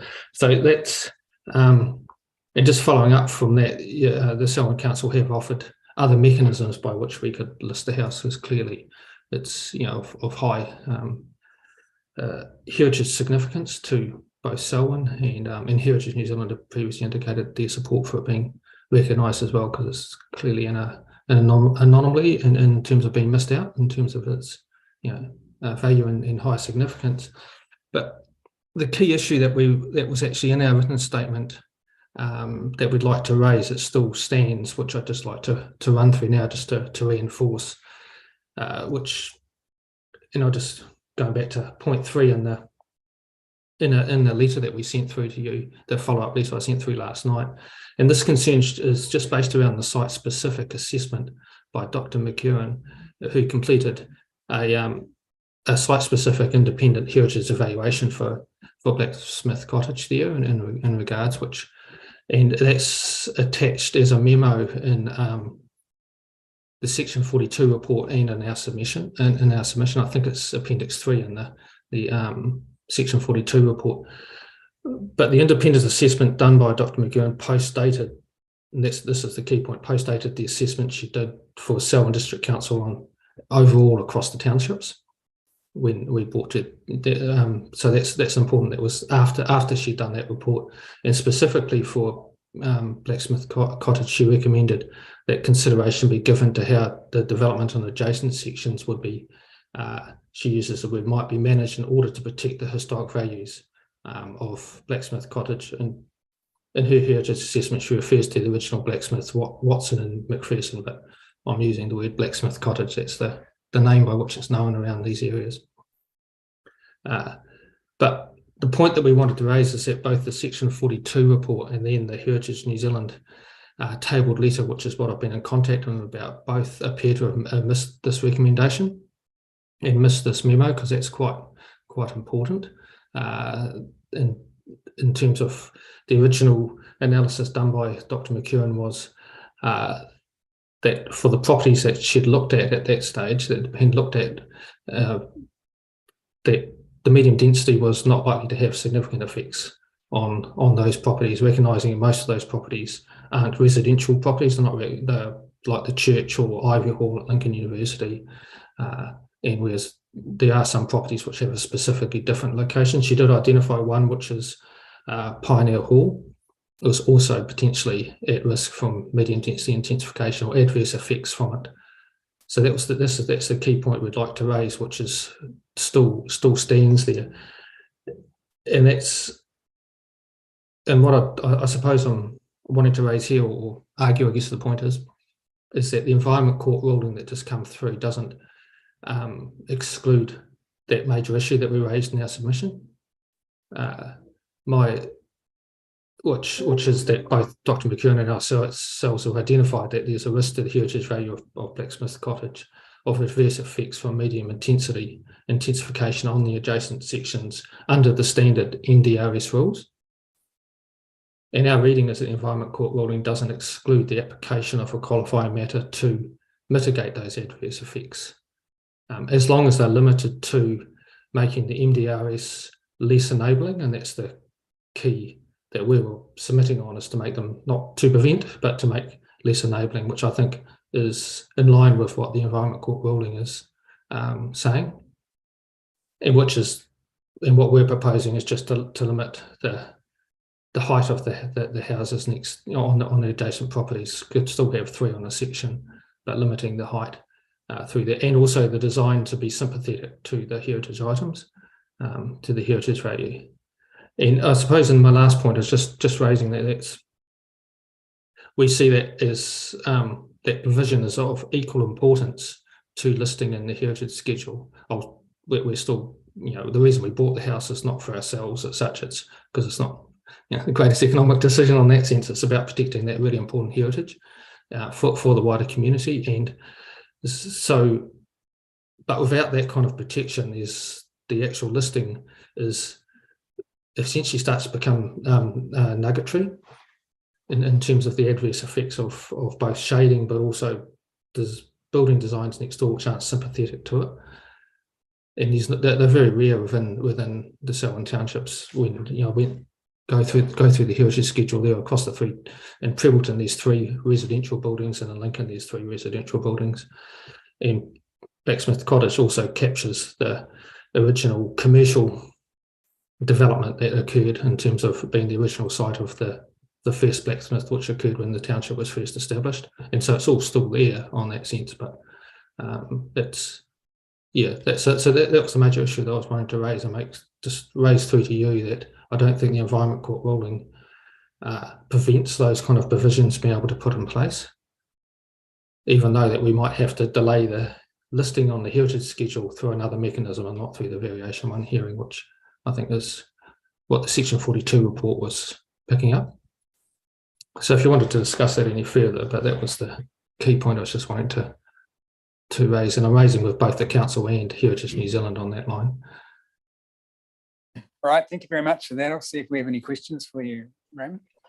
Yes, I do. On page 2, under archaeological and scientific significance, and I read the history about Blacksmith Cottage, and I found it to be really interesting. But given that history and with residential development in mind, has an archaeological assessment been undertaken to know the extent of the archaeological site? No, not at this stage. It hasn't been identified, but if you look at on our written statement on the front page, got it here.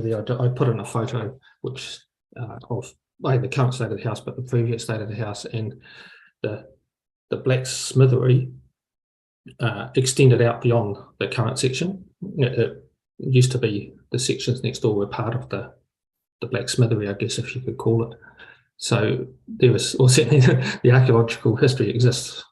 I haven't got it here. I could bring out some of the pieces of plough and that were in the garden at the moment that we've got kind of preserved there, hoping to build back into a museum type that we'd like to restore at the front of the property there. So it's certainly there. And if you came out, is it on your radar to get that done?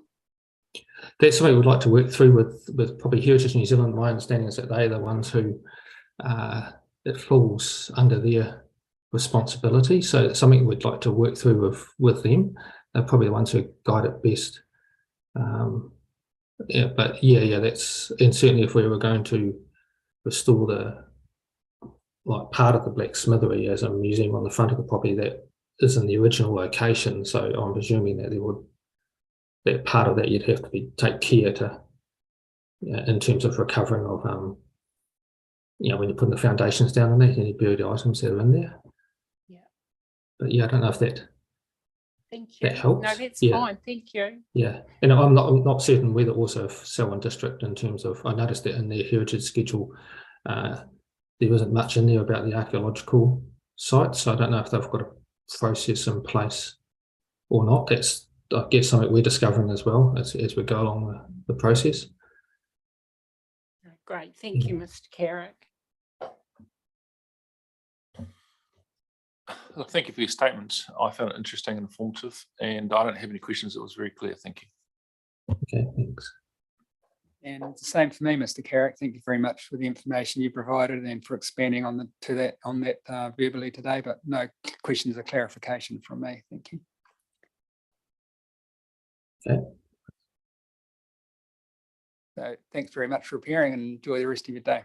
Yeah, you too. And once I have the information back from Heritage New Zealand, I'll forward it through to the hearings email, and hopefully that'll add on to the documents I've provided. Great. Thank you very much. Okay. Right. Thank you.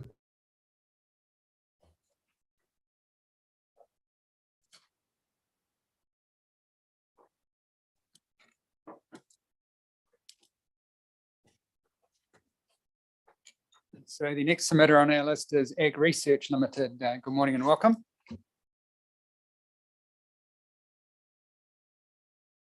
Here we go. Business.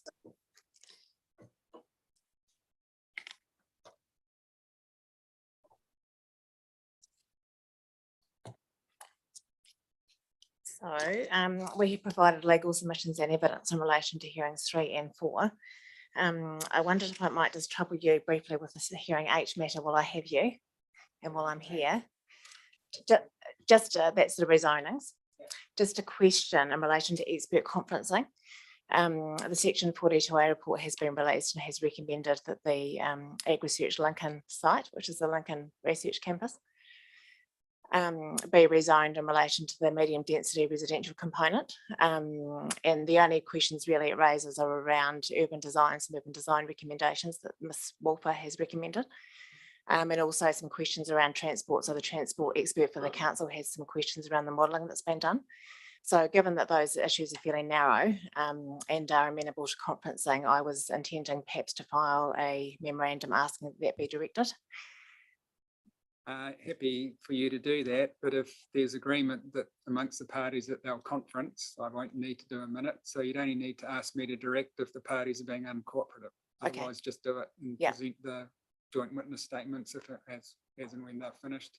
Just make sure that we get them with sufficient time to read them before the hearing. Yeah, no, that's fine. I'll just check with Ms. Ashley perhaps that she's comfortable with that, or. Yeah, look, and I'd be very surprised if the respective parties did not want to conference. And if that is the case, then I'll happily issue a minute directing it. Thank you. That's great. I'll catch up after perhaps. Great. So perhaps kicking off then with hearing 3, if we address hearing 3 first, that's the subdivision provisions. So if I take you through the legal submissions and we hear from Mr. Jones, and then we'll kick into transport. So Mr. Bowclough, who's the in-house counsel at Ag Research, isn't here with me in person today, but he's watching on YouTube.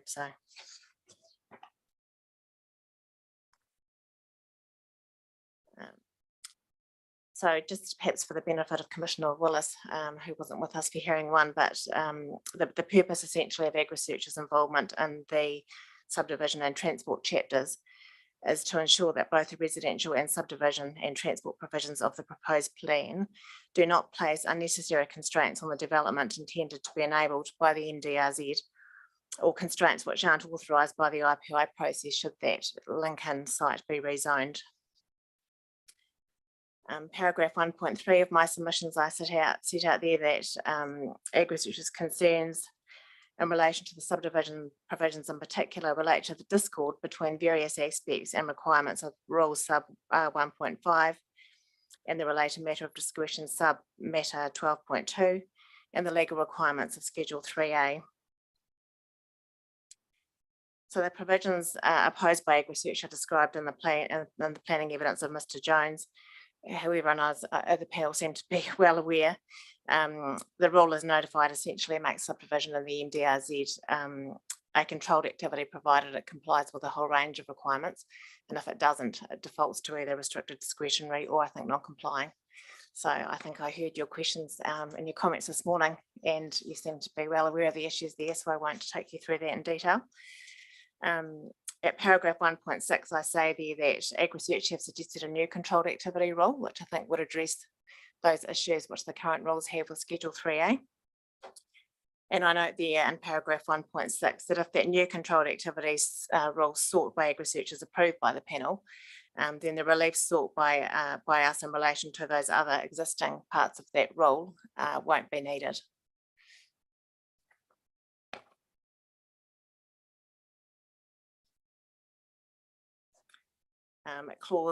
Section 2 of my submissions, I set out there clause 3 and clause 7, which I think there's been some conversation this morning too with witnesses around what clause 7 might mean. There I just note again that the subdivision requirements must provide for as a controlled activity any subdivision for construction and use of residential units that's either permitted by clause 2 or alternatively restricted discretionary activity under clause 4.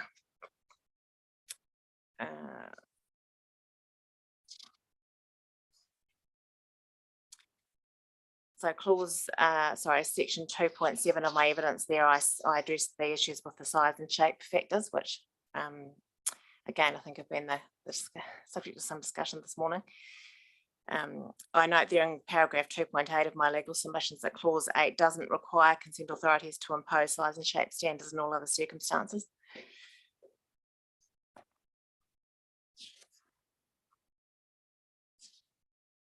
In section 4 of my submissions, I address the qualifying matter aspect, but as I've noted in relation to hearing 1, also the Selwyn context isn't a qualifying matter. And then in section 5 of my submissions, I address the requirement to apply for land use consent for a permitted activity. And I note there in section 5.5 that it isn't in fact possible to obtain a resource consent for a permitted activity, and that's been confirmed by the court. In paragraph 5.8, I say there that the council isn't required to adopt the exact wording used in clause 8, given that that clause doesn't impose any positive obligations on the council. And in my submission, it should not adopt that wording, given firstly the reference to applying for land use consent for a permitted activity is clearly an error, which Mr. Jones confirms in his evidence through discussions that he's had with MFE staff. Unfortunately, that hasn't been rectified or addressed as yet by MFE in its guidance. And then I note there that the other reason that the council shouldn't adopt that wording is that the requirement within the standards to apply for land use consent for a permitted activity could in fact never be satisfied.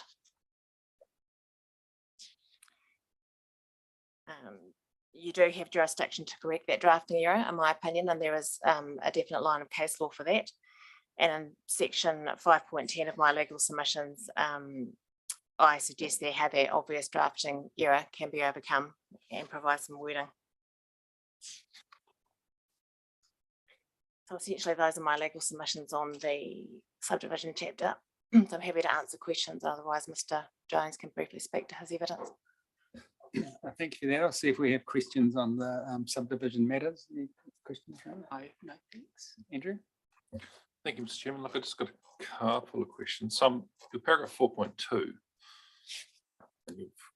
where the Ag Research submission deals with minimum size and shape standards, and your statement says these are unnecessarily limiting, and they don't comply with clause 7 of Schedule 3A. And I'm just interested in your interpretation. So I guess clause 8 says without limiting clause 7, there must be no minimum lot size, shape size, or other size related subdivision requirements. It doesn't say except for the following, it doesn't say ever at all. Does that not then open the door that the council may choose to have those requirements? I think that's correct. I think that clause 7 does open the door. Yeah.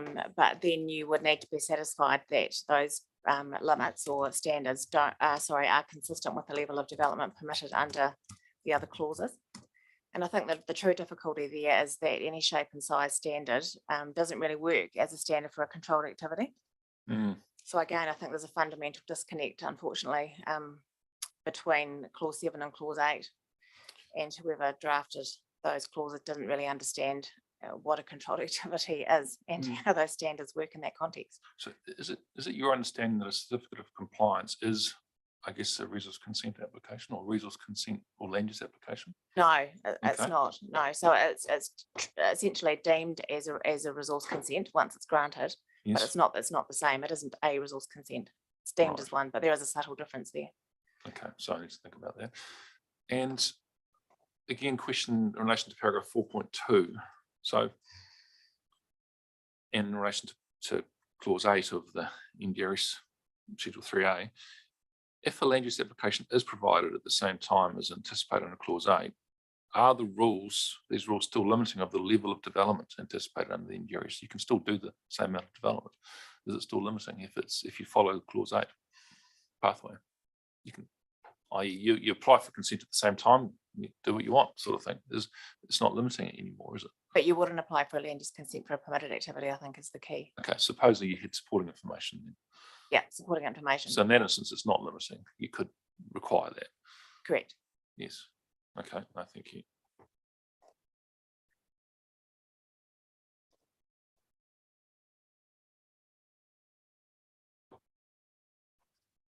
And that was my final question. Thank you. Just coming back to that certificate of compliance issue not being a resource consent, is that because it's not listed in section 87, which defines a resource consent? Yeah, I think, was it in these? Yeah, so in paragraph 5.7, I sort of take you through there the different options in terms of what is a resource consent and what isn't. So what paragraph, sorry, was that? 5.7. Yeah. So a land use consent there is essentially defined as a consent to do something that would breach section 9. Yeah. Whereas a CIC is treated as if it was a resource consent, but it isn't a resource consent because it doesn't relate to a breach of section 9.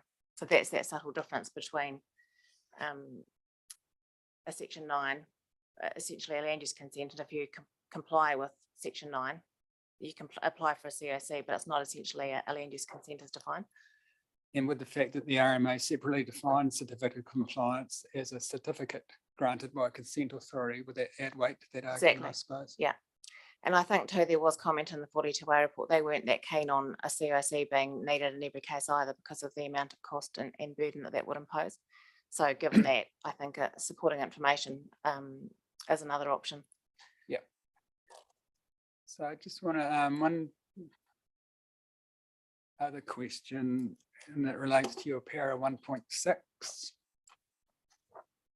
And I'm happy for you to defer this to Mr. Jones if you would wish to do so. So if we're minded to accept that in the MRZ, the subdivision rule needs to be a very simple controlled activity rule with no what I call entry conditions or standards that you need to comply with to access that rule, because otherwise you need to default somewhere else, and we've established that you can't do that. Mr. Jones recommends a bespoke suite of matters of control in his rule. So my question is, looking at the existing matters of control in the subdivision chapter, and particularly what's been recommended to us for the MRZ, which of those are inappropriate to an extent that we should replace them with a new bespoke list? That might be a question better addressed to Mr. Jones. Yeah, okay. So Mr. Jones, we'll hear from you on that when we hear from you. But other than that, no further questions on the subdivision matters. Thank you. Good morning, Mr. Chair. Can you hear me okay? Yes, we can hear you loud and clear. Thank you. If it would assist the panel, I could address those last two questions first. Yep, that would be good. Thank you. With the matters of control that are set out under the notified rule, I think I've taken a lead from those as to substance and scope in the version of the controlled activity rule that's been recommended by Ag Research. So where the omissions would apply would be around site area, building square, and road frontage width, as well as walkable blocks, and probably corner splays and point strips. So most of them, apart from servicing matters and those other matters that have been specified in the ag research submission.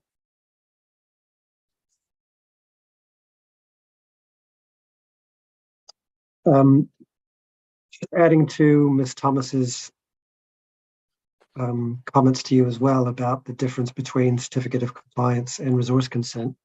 I've just noted at paragraph 613B of my evidence that certificates of compliance are subject to requests under section 139 versus resource consents that are subject to applications under section 88. So there's a deliberately different terminology used. And I just note that in Schedule 3A, the references to applications.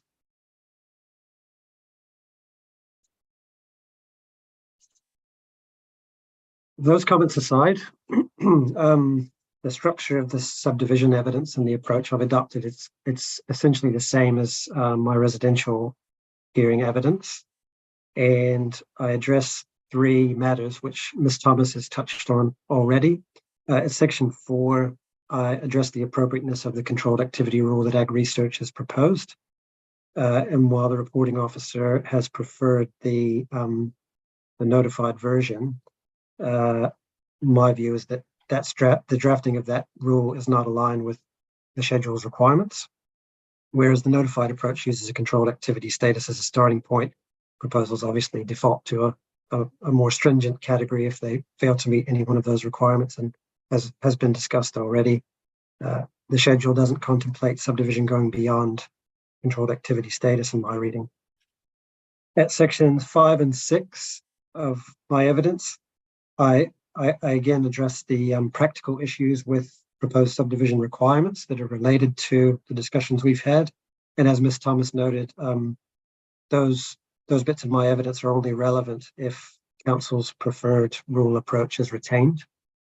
But in that discussion, I describe why I consider the proposed requirements to be misaligned with Schedule 3A as relates to lot size and shape. And in my view, such provisions are of little utility given that statutory imperative for controlled activity status to be maintained. I'm happy to answer any questions that you've got. Thank you, Raymond.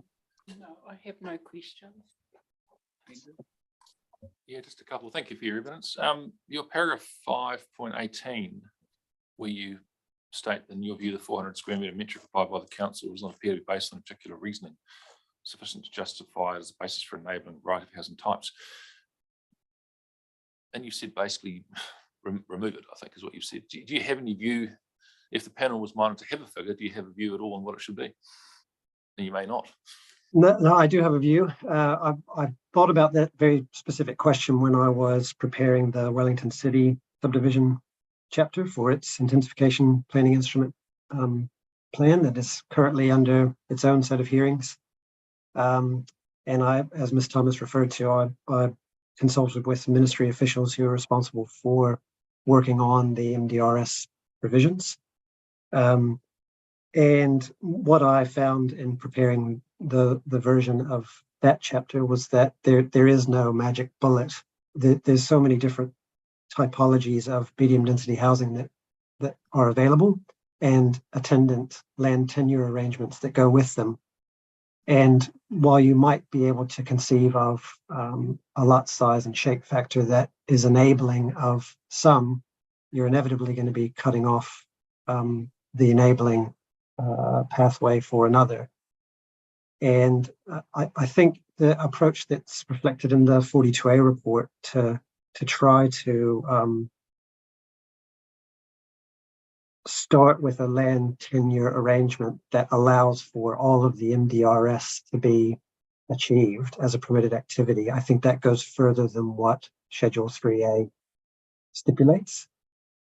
or indeed is trying to do when you read Objective 2 and Policy 1 in particular, that we're trying to enable a wide variety of housing types and land tenure arrangements. Sure, no, that's a considered answer. Thank you. I'll just write that down. So thank you. I have one other question. So just this is the question around applying for a resource consent for permitted activity versus, well, I'll dial that back. So if you had an option of a certificate of compliance and whether or not we do or not, I guess we have to test that, versus supplying supporting information, what would be the pros and cons in your view of those two options? I guess from the developer's perspective, but also from the council's perspective. Do you have a view on those? I think the original wording in the submission is probably the most appropriate, Commissioner. I think allowing flexibility for one or either to satisfy any compliance obligations, or indeed if it's a matter of discretion. The fact of the matter is it's open to applicants to seek a certificate of compliance if they wish. Making it compulsory probably is not necessary, provided that you have that companion direction that some supporting information be provided. Ultimately, though, if my substantive evidence on the approach for the controlled activity rule sought by Ag Research is adopted, or indeed there are no shape factor or minimum size requirements, it's kind of an academic exercise. So just exploring pros and cons. So from the council perspective, if information is supplied, I guess that's still received by the council, it's supplied with the subdivision application, it's still on file, and there's still a fee associated with the processing of the subdivision consent. And, yes, I agree. And I guess all those things would be achieved, would they, if it was a certificate of compliance as well? So I'm just trying to explore what the difference might be between the two approaches for the council. For the council, I suppose there would be the reporting obligations to issue the certificate, which might not otherwise be required. But that obviously would be contrasted with the certainty that the applicant may wish to achieve by requesting the certificate. And I don't think that in any case, the rule, if it is retained, could preclude the applicant seeking a certificate anyway. And what difference does it make for the applicant, though? So why would they choose supporting information as opposed to certificate of compliance? Well, I can conceive of a few examples. If the applicant's purely seeking to obtain a subdivision, and it doesn't wish to necessarily contemplate what the built form associated with that would be, it may not wish to seek a certificate of compliance for a built form it has no idea what will be in the future. So I guess it's a question of whether there's any conditions which would require that development proposed as part of that certificate of compliance is actually built, as opposed to something else that was part of supporting information. Is that where the benefit lies? Yes, I think that's right. I think it's flexibility to be catered to the particulars of each development scenario. And as I said before, there's going to be a multitude of different scenarios that manifest under these provisions. Provided two examples of that, just two examples in section 4 of my evidence, looking at a scenario where we're dealing with a vacant site versus one where we're dealing with a site that has an existing building on it. So that's just two of many scenarios that may play out. Okay, no, thank you. No further questions. So, Mr. Jones, just in terms of this issue of the minimum lot size and shape factor, we need to make a decision based on the evidence before us, and the proposals I think we have before us is from the officers for a 16 by 23, from Kāinga Ora for 8 by 15, and from Kevlar Developments, none. I presume your evidence would be favouring the none as well? Yes, sir, that's correct.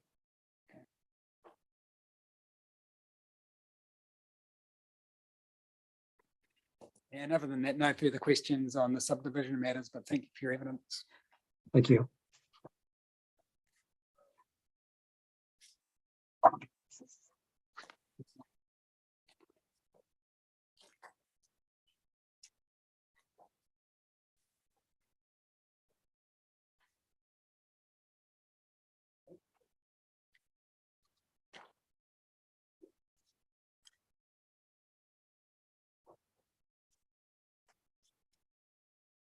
Okay, so I'll just again highlight some of those key paragraphs in my transport submissions. So on paragraph 1.2, I say there that in its further submission on the transport aspects of the variation, AgResearch agreed with Kaingaora's submission that several of the provisions in the transport chapter will frustrate the intent of the NPSUD. And I note there that the Kaingaora submission seeks amendment to TRAN R8, which is the high trip generating activities rules, to delete all references to residential activities in the MRZ in TRAN table 2. Deletion of a standard in relation to accessway design and formation, and then deletion of a consequential matter of control or discretion, which is TRAN matter 8.6. So as notified, these provisions essentially seek to identify medium density housing as a high traffic generator and require restricted discretionary consent for activities which don't comply with the basic ITA thresholds in TRAN table 2. And then they also require developments with more than 4 or 6 sites to be accessed by a road formed to full road standard. And paragraph 1.4, I set out there the reasons why KO opposed the requirement for residential activities in the MDRZ to be considered high vehicle trip generating activities. And essentially it is that the proposed plan should be enabling of residential development, and requiring an ITA for this type of development is onerous and unnecessary. KO, and you'll see our evidence takes the same position as particularly opposed to applying a lower threshold for requiring ITAs in the MRZ than in other residential areas. In paragraph 1.6, I say there that the planning and transport merits of those provisions are addressed in the evidence of Mr. Jones and Mr. Carr for AgResearch. However, in my submission, the provisions are ultra vires because firstly, they don't relate to a qualifying matter. And secondly, they don't pass the gateway for amendments to related provisions in section 80E.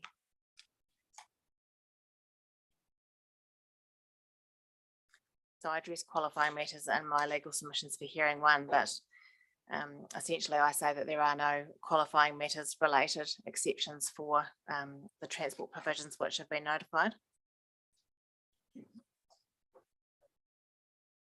And then in paragraph 2.10 of my legal submissions, I note there that the section 32 report, correctly in my view, doesn't suggest the transport provisions have been amended in reliance on section 80E. I refer there to the court's decision on Waikanae, which you'll be familiar with.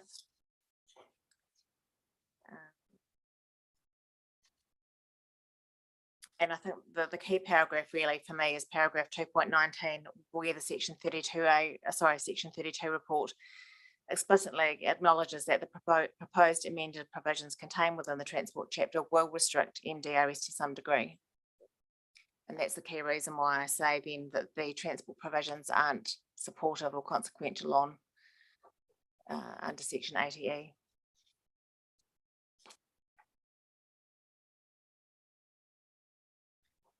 In paragraph 2.24, I say there that if council considers that the provisions are required to address the effects of MDRZ development, those changes could be pursued, but that would have to be via the standard Schedule 1 process and not via the IPI process.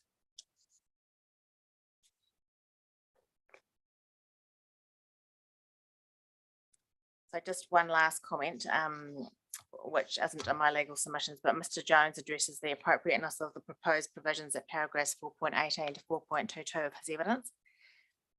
And he addresses in that context, in paragraph 4.18, the relevant objectives and policies in Schedule 3, which include Policy 1. And Policy 1 is to enable a variety of housing types. The panel, I think, have already had their attention drawn to a decision of the High Court, the Southern Cross Healthcare and Eden Epsom Residential Protection Society. I think Mr. Matheson referred to that in the context of hearing 1. So there at paragraph 121 of that decision, the court said that enable is more directive than other verbs used in relation to positive outcomes, such as encourage or promote. I thought that was just useful to highlight there in terms of Mr. Jones's discussion of what Policy 1 and what enable actually means in this context. I can provide a copy of that decision if you don't already have it, but I suspect you might. Yeah, Mr. Matheson provided it to us, but I can't recall if he provided us the whole thing or just the. I think you asked for just for the page. Yeah, that's right. So essentially, those are my legal submissions. There are questions for you? Maybe Andrew, start with you this time. Yeah, thank you for your legal submissions. Just looking at paragraph 2.3, and I'm interested in the application of qualifying matters. So as I understand it, territorial authorities have to incorporate the medium density residential standards, which are in Schedule 3A, and give effect to policy 3 or 5 in residential zones. And if they don't wish to do that, then there's a pathway via a qualifying matter. Is that Correct. correct? Yeah, Right. and there's a list of those, and then there's any Yes. other matter. Yes. So section 77G6 that you quoted in that paragraph, specified territorial authority may make the requirements set out in Schedule 3A, i.e. the subdivision provisions, the density standards, and policy 3 less enabling. So looking at the transport standards, they're not specified in 3A. They're not density standards and they're not specified in 3A. So we're not making the standards in 3A less enabling, are we? No, well, not the density standards themselves. But any standard in Schedule 3A, are we changing any of those as by the transport provisions? No, so when you come back to essentially section 77G, Yes. so essentially 77G1 says that every relevant residential zone must have the MDRS incorporated. So Yeah, that's which the council's done. tick, yep. Tick. So when changing, and then 77G3, when changing its plan for the first time to incorporate the MDRS, Yeah. they have to use the IPI. Tick. Yeah. Yeah. And 4, they can create new residential zones. Yeah.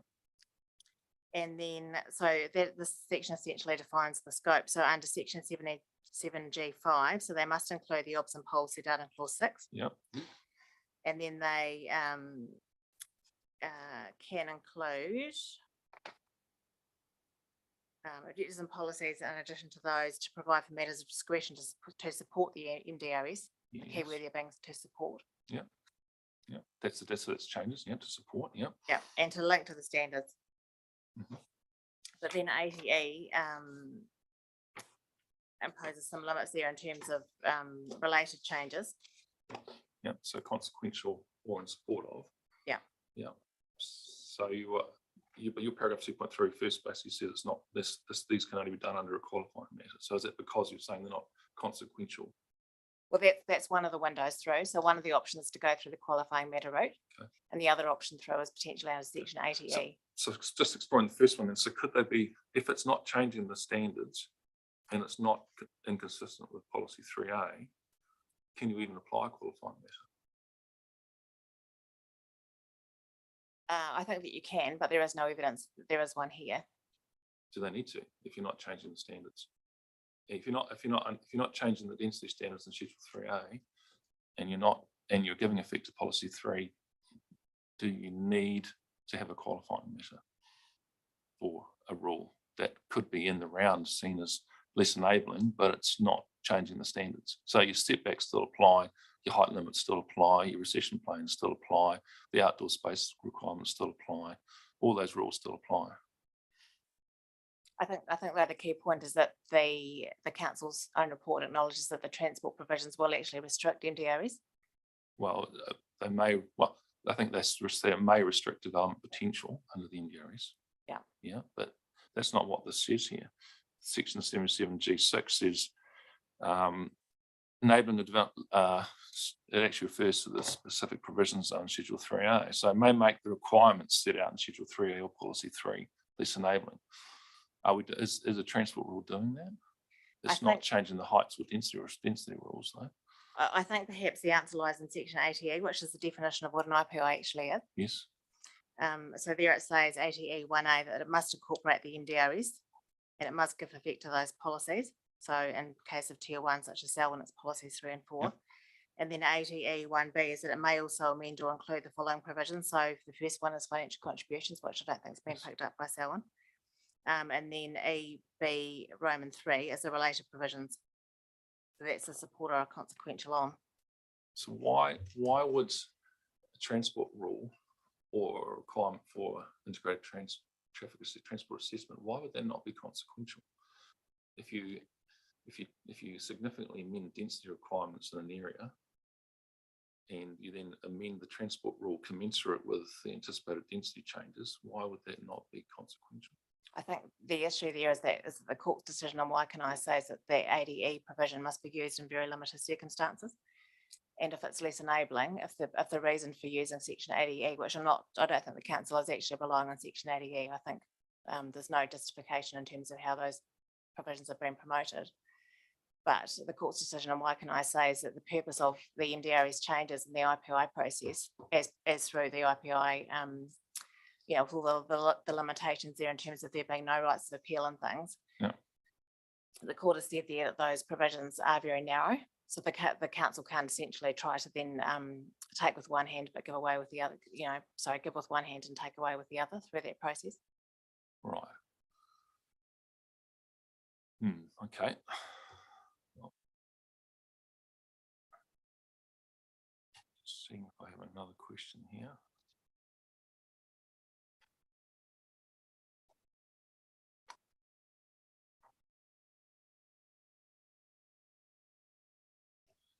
So is there any evidence presented across your experts that access requirements directly lead to lower density? Or even during the traffic, the requirement for an integrated traffic assessment, does it directly lead to lower density? Not that it costs more, but it actually leads to lower density. Does it lead to less development than what's anticipated under the MDRS? Is it direct evidence on that? It's covered within my evidence, Commissioner, in terms of legal widths. Okay. And you're able to quantify that a different width has resulted in a lower number of units? Quantify would suggest a specific site, but I can certainly discuss and have covered in my evidence that a road has a legal minimum width of 13 meters, whereas an access has a legal minimum width of 6 to 7. So simply by specifying a road, you sterilize an additional 6 meters width that can't be used for development. Yep. No, I appreciate that in your evidence. Yeah, I think no, that's it. I have no further questions. Thank you. Thank you.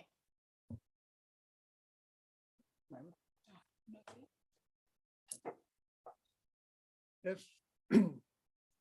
the implications of a medium density development under the recommendations that we've had from the officers, as far as I understand them, trigger the need for an ITA, and that ITA says, look, you need to do some off-site roading improvements, put a roundabout in, or put some traffic lights in where there currently aren't any, or that's not affecting the medium density development, is it? It's not saying you can't have that, it's just saying there's some off-site impacts you need to mitigate. So that's not precluded by the legislation, is it? Well, I think, it will restrict MDRE's development. And one thing I noted through my reading of the provisions again this morning is that I think that the select committee, I think, envisaged the use of financial contributions to enable those sorts of developments or upgrades, at least, to be provided by council through the financial contributions provisions, which I'm not sure the extent to which that's been taken up by Selwyn, but to me that was one of the key ways, because as the panel will know, infrastructure and constraints thereon are often one of the major issues in terms of being able to do anything in terms of development. And that was one of the ways that the select committee saw that being overcome. So financial contributions provisions could be used to enable the council to do those upgrades to then enable the MDRE's development essentially to occur sooner than it otherwise might.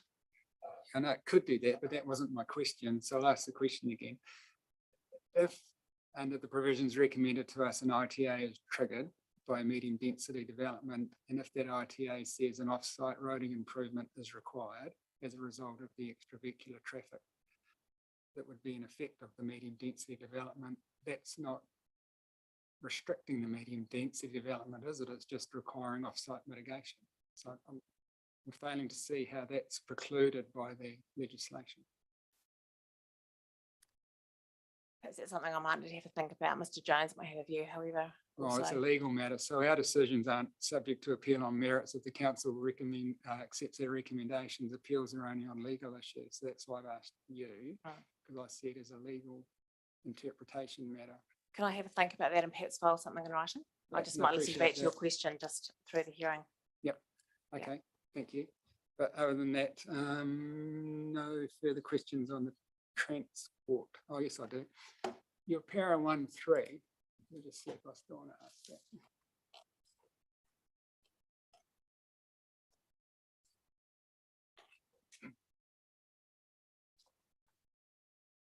So if you say there, the effect of the provisions is to identify medium density housing as a high traffic generator and require a restricted discretionary consent. Again, that's not precluded by the legislation, is it? I mean, RDIS restricted discretionary is fine for medium density proposals, isn't it? It can't go beyond that, but there's no problem with an RDIS, is there? I think there might be related to that the other question that you asked me that I might need to come back to you on, just in terms of covering off the activity status and how they all sort of all fit together. Yeah. Yes, it is a different issue, but my understanding of the legislation is that medium density developments can be RDIS, but no harsher. And that's certainly what the provisions we have before us in relation to the MRZ do. So I just, that hence the question. I don't see that being a problem. If it's a permitted activity otherwise, though, I guess that would require a separate consent. Yeah, but that's not precluded by the legislation, is it? Well, I think through the IPI process, it possibly is. So you're saying the intensification instrument can't require medium density developments to be restricted discretionary activities? I hope that's not what you're saying to us. No, I don't think that is what I'm saying, but perhaps I'll reflect on it in writing and come back to you on that. Yeah. Yeah. And so my question really for you to come back on is the matter you raise in 1.3a actually a problem?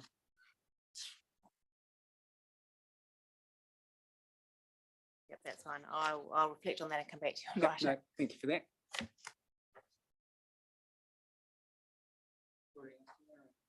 Yep, so that's the end of our legal question. Thank you.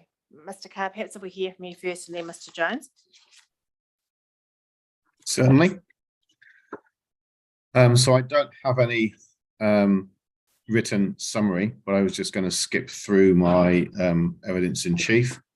There are really two parts to it. The first part relates to, or two themes to it, I suppose. The first part relates to the matter of whether the rules as proposed would actually affect the state highway network.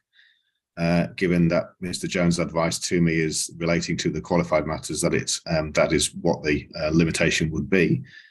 And the second part relates to that if the panel was minded that that issue was not for their consideration, whether the rules as written at the moment in the notified plan are appropriate for the ag research site and the medium density residential within Lincoln. So if you like, I've got a foot in both camps. I've appeared before you before, so I'm not going to go through my qualifications, but just looking at section 4 of my evidence in chief, the issue here relates to, as I say, the matter of whether residential development within Lincoln could be expected to affect the state highway network or not. What I've highlighted is an analogy that you may have heard before, which I've certainly heard on numerous occasions, which is that of throwing a pebble or a rock into a pond where you have, when the point of entry, you have quite high ripples and close together.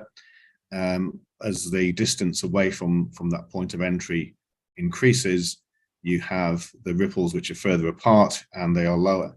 And the analogy there is that's how traffic works on a roading network. Immediately adjacent to the site, you have the highest location or the location of the highest traffic generation. And as distance from the site increases, firstly, the number of vehicles on those roads diminishes because drivers take different routes.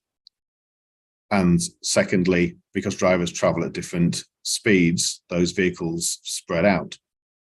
And so when we're looking at Lincoln, we have a scenario where we have the 3 state highways, which are some considerable distance away. 6.5 kilometers, I think, is the closest one. And it's my view that Lincoln is sufficiently distant that, and it has such good and alternative roading connections that will result in the traffic spreading out, that there's no real reason why Rule Tran R8 would actually serve any practical purpose in respect of protecting the highway network from safety or efficiency effects. That said, if you were minded to disregard that and to look at the merits of Tran R8, I've got 2 concerns. The first one is the thresholds that have been notified. Within the supporting technical information from ABLI, you have a calculation of how the peak hour trip rate has been derived. I've highlighted a number of concerns with that. The main concern is that they've used 2 different sources of data. So if you're comparing 2 numbers, my experience is that it's common to use the same source of data rather than cherry pick from 2 different sources. So what you have is a reduction from standard residential trip generation to the trip generation associated with medium density. That, in my view, is far smaller than would actually arise.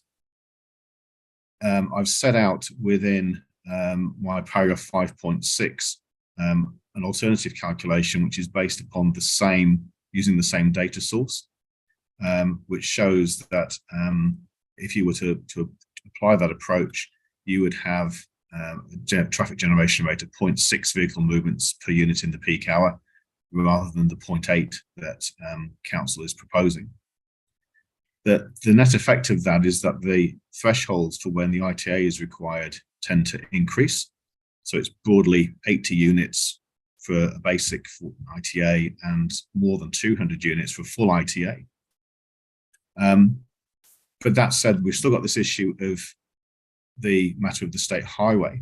If that issue is live, and taking into account that there are multiple routes to leave Lincoln to get onto different state highways, it's conservative in my view that you could increase those thresholds by 3-fold, which then leads to a situation where the thresholds are so implausibly high that they would never be reached, and the purpose of the rule is undone. Paragraph 5.10 onwards, I comment on the terms of basic ITA and full ITA that have been used. And the main thing that I'm highlighting there is there's no definition within the district plan of what they are, and there's no definition with any national guidance of what they are. Most traffic engineers will refer to the Waka Kotahi research report. That refers to simple, moderate, broad and extensive ITAs, not full and basic. And even if they did refer to full and basic, I'm aware that that guidance is being updated at the moment, and those definitions could change in the future. So if there's reliance upon the district plan on anything, it's reliance upon a common understanding amongst traffic engineers rather than any kind of written down and formally agreed definition of what those reports contain. My concern here is that if the contents are not well defined, then there's scope for confusion and misinterpretation amongst traffic engineers, but also the contents of those reports could be required to be different depending on which council officer is involved. One example of that approach is another district council I'm aware of, where it defines those terms in a document that sits outside of the district plan. And what happens on a regular basis is the council engineers decide to update those definitions, and the effects of that on the resource consenting process aren't really taken into account, that the changes that are made tend to be made without concern about the wider resource management issues. So in my view, if you were minded to approve Tran R8, there's an issue firstly with the thresholds, but secondly, I would urge you to consider whether you could approve that without a clear definition of what a basic ITA and what a full ITA are. And the final matter is in my chapter 6, which relates to this matter of the road-based versus rule access-based requirements. I highlight initially that the thresholds that were produced by Aberleys very early on were very finely sliced, I suppose. So a permitted activity would be 1 vehicle movement every 10 to 12 minutes, whereas non-complying is 1 vehicle movement every 6 minutes. Those frequency of vehicles are such that as a regular road user, you would not, access user, you wouldn't really notice any difference. But in the resource management terms, it moves between non-complying and permitted. But the second thing is that, as is always the case with any rule in the district plan, it sits in the context of other rules. And this is the comment that I made to Commissioner Willis before. There's a number of consequential changes by defining the access as a road that then follow through. The first one is that of site distance, that the site distance from an access is different to that of a intersection. Essentially, serving the site by a road then creates an intersection. The minimum legal width for local road under the district plan is 13 metres. It's about 6 to 7 as an access. So you've immediately sterilised an additional 6 metre strip alongside the roadway there. But then there's another matter, which is the separation distance between intersections is different to the separation distance between an access and an intersection. So that means that medium density sites close to an existing intersection would immediately have an access arrangement that doesn't comply. I've put in 6.10c, a couple of examples. So if it's 2 roads that you look at, it's 123 metre separation, and could even be greater than that. And that's compared to a 25 metre separation if a site was to be served by an accessway rather than a road. So that results in less land being available for development because of the additional legal width. Less land being available within the sites and potentially less land available towards the front of the sites because of the site distance requirement. Something that Mr. Jones mentioned that actually isn't in my evidence, but he mentioned it in passing almost, is that between the intersection of 2 roads, you require corner splays. You don't require that from the point of view of an access. So again, with 2 roads being, a road serving the access being required and 2 roads meeting, you lose 2 corner splay triangles and again, less land available for development. And that's, I think, everything from me. Happy to answer any questions. Thank you for that. Raymond, any questions? No, thank you. Andrew? Yeah, thank you, Mr. Chairman. Thank you for your evidence, Mr. Carr. I've just got a question in relation to 4.8, your paragraph in your evidence. I think you say, I therefore see no reason why rural Trent R8 should be applied to the Lincoln urban area. Just for clarity, as I read it, Trent 8 refers to a number of different activities. Do you mean it shouldn't apply to education and warehousing and preschool and retail and service stations, or do you mean it all, or do you mean it just to residential development? Within the context of my evidence, it is residential development. However, if in practice, if you were to consider that the qualifying matters of the state highway did apply, that comment would stand for all development within Lincoln. The principle would be that the distance of Lincoln from the state highways and the range of alternative routes that drivers could use will diminish the effects on the state highway of any development within Lincoln. So as a transport engineer, if you stepped aside from the issue of ability under a qualifying matter, would you normally support a integrated transport assessment for large activities in an urban area? But for very large activities, yes, you would. In my view, a lot of the time, these thresholds are set extremely cautiously within all district plans. but I think that, yes, if you were to look at something like a large, very large residential development within Lincoln, there would be arguably a threshold that should be applied there. But most of the sites that would be developed are sufficiently large that they would trigger the need for resource consents anyway, irrespective of a high trip generator rule. They will be triggering other breaches that would then mean that council would have discretion to cover traffic matters anyway. What breaches would they? Because we're supposed to be making these activities as permitted as possible. So, well, I mean, within the medium density, the sites are constrained and are relatively small, and so the rule would not apply. I was kind of thinking more of the plan change towards the south of Lincoln, where it's a change of the land use rather than something that was already zoned as medium density. But within the medium density context, the scale of development is constrained through the smaller site size. Sure. But it's talking for that ag research site. Right. And so, and you've talked in your evidence about impacts on the state highway, and I think you've been led down. You've commented on that because of the application of a qualifying matter for state highways. Could there also be an impact on local roads, assuming you were able to consider impacts of traffic movements on local roads? Yep, any development would have an impact upon local roads. Yes. Right, and would it, in a normal course of events, would it be expected that we would manage impacts on local roads if we had the ability? Or yeah, of course. Yeah.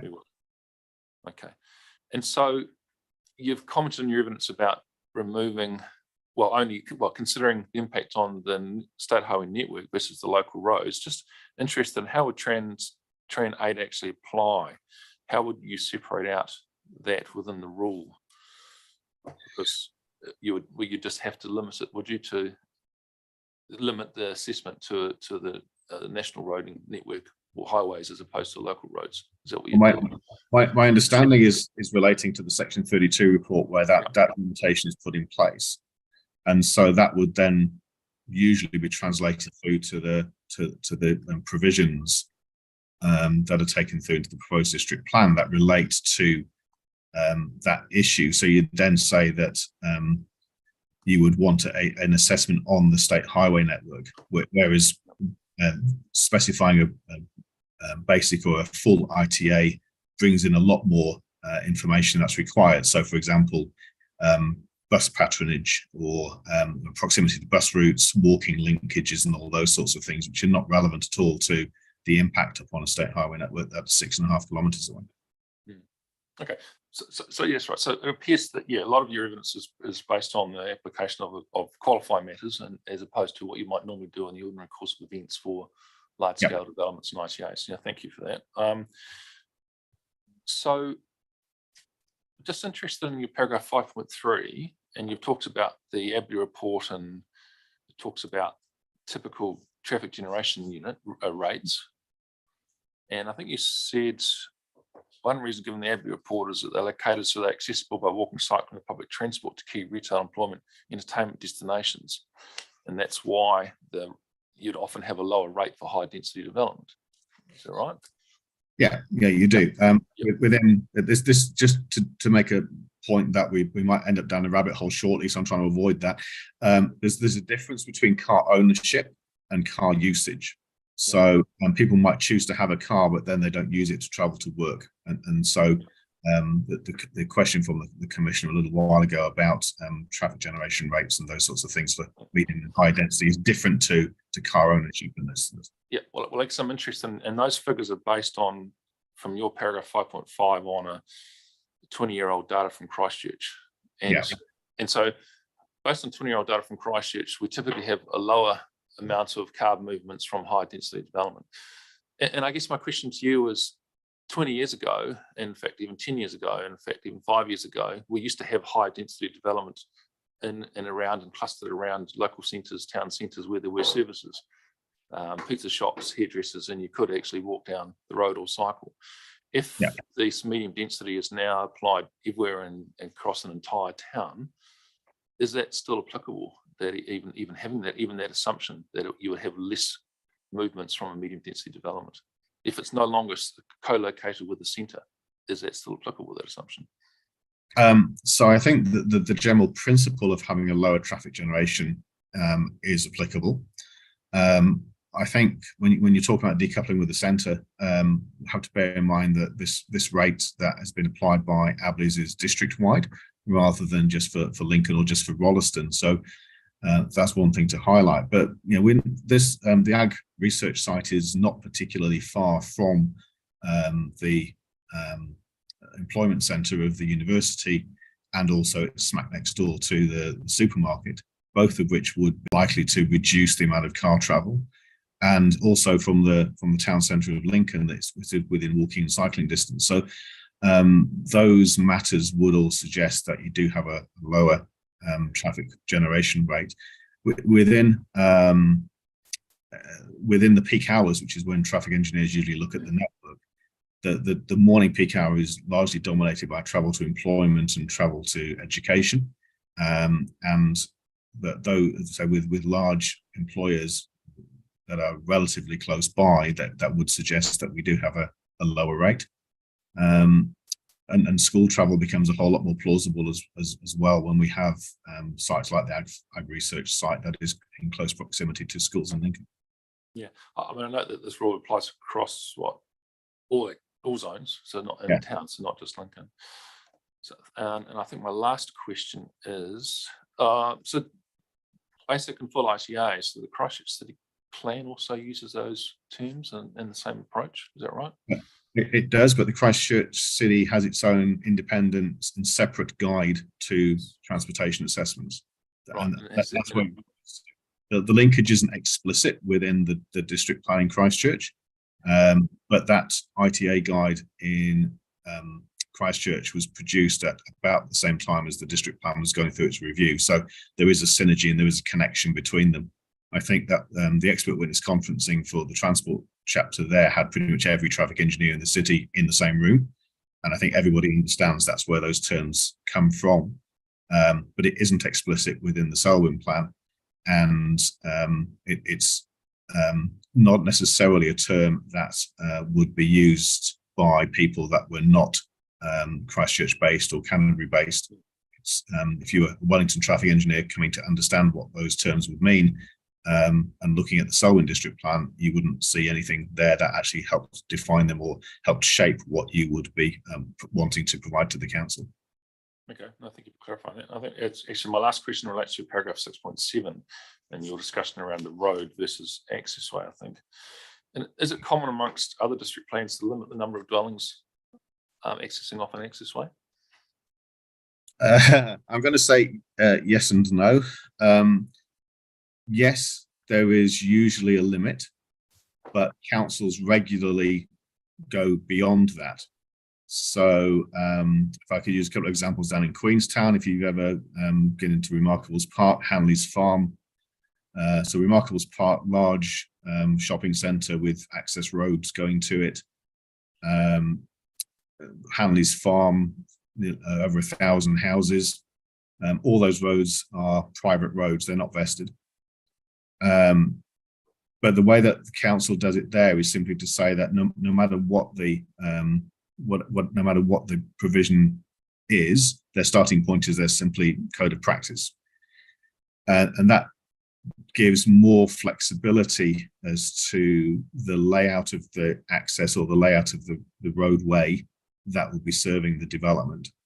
The usual threshold is 12 residences, and that's the same as ABLI has identified. That isn't used to be in NZ 4404, but the latest version 2010 sort of made that a little bit more flexible. Most councils have that as a sort of a rule of thumb, if they don't have it as an explicit rule, but it's fairly frequent that that provision is exceeded and not within a not within the context of forcing developers to provide a road where you do start to give over more space into the legal road and less space for development. So I guess finally then, whether it's a road or not, do you think, in your experience as a traffic engineer, is it sometimes or are not unreasonable to consider the number of units accessing off an access way and consider whether that is fit for purpose and whether it should be a different width or have maximum length or have a passing component somewhere along the way. It's not unreasonable to consider that depending on the number of units you have coming off an access way. Absolutely. It's not unreasonable to consider it. The district plan as notified talks about minimum widths. So, for example, if we were to look at this as it stands as a road, our minimum width legally is 13 meters. Yep. If it was a an access way, the minimum width is 6 meters. Now, that then does enable you to provide a 7 or 8 or 9 meter width according to the way that the access will be used, the length of it, the number of units that it serves, and those sorts of things. But all of those widths are significantly lower than the starting point for consideration if it had to be a road. Okay. No, that's it. Thank you very much. Thanks for answering those questions. Thank you. No further questions. Now, Mr. Carr, just one question from me. It relates to Tran R8, and I'm always mindful of scope in terms of what we can be recommending back to the council. And all variation 1 did was introduce some thresholds for an ITA and the MRZ into Tran R8. So that's where I see we have scope to consider issues raised. So my question to you is, in terms of those thresholds, are the numbers that you recommend to us those set out in your paragraph 5.7? It depends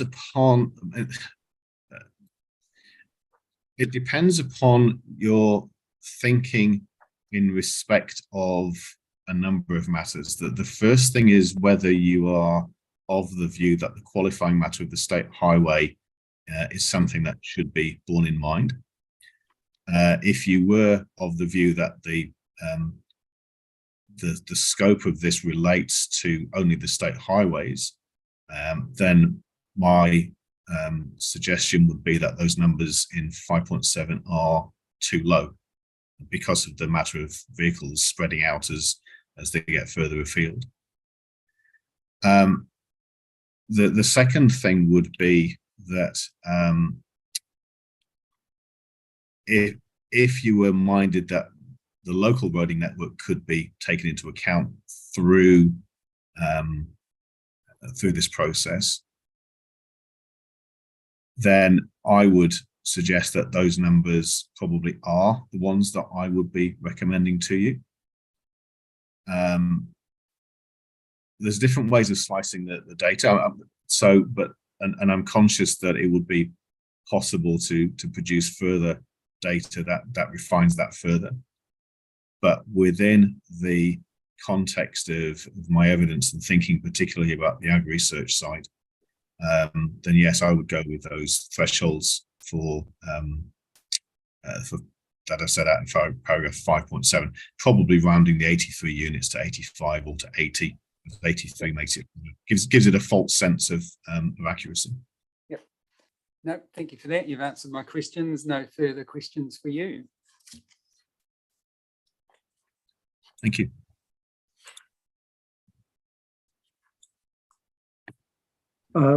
Thank you again, Mr. Chair. I'm mindful that you've heard from Mr. Carr on the technical aspects that I draw upon in my evidence, and you've heard from Ms. Thomas on the planning and legal issues that I also address. I'm happy to take you through the evidence, but equally, if you want to cut straight to questions, that's also fine as well. So I'm in your hands there.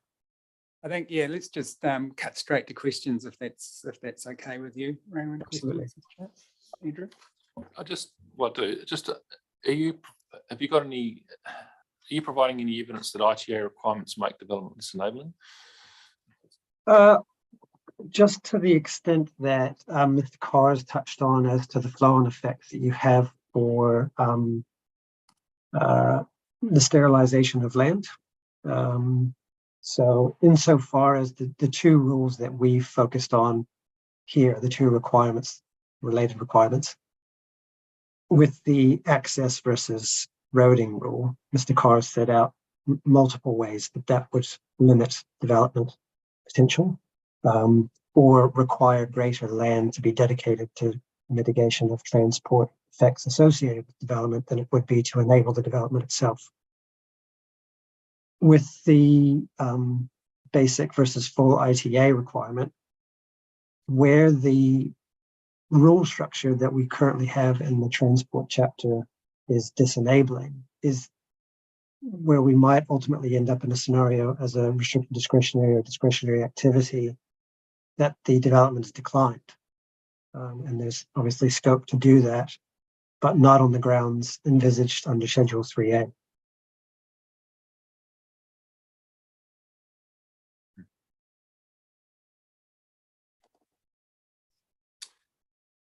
Right, thank you. I'm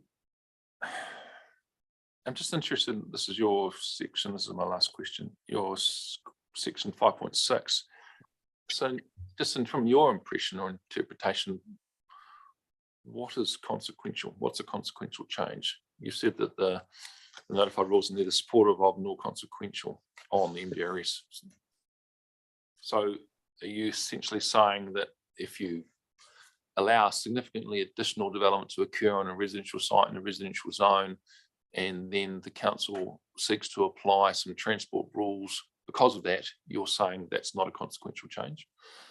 I think it entirely relates to the context of the provision in question. And last week I addressed the panel on the residential chapter and requirement for all new housing to be provided with water supply and wastewater disposal facilities.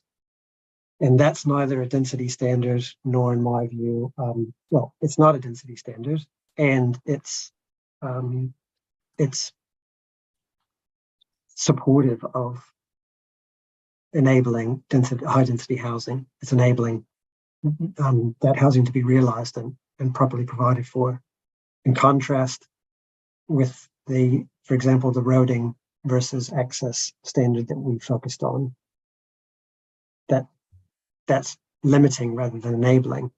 And therefore, I don't think that it's supportive of the medium density housing that's trying to be delivered through Schedule 3A.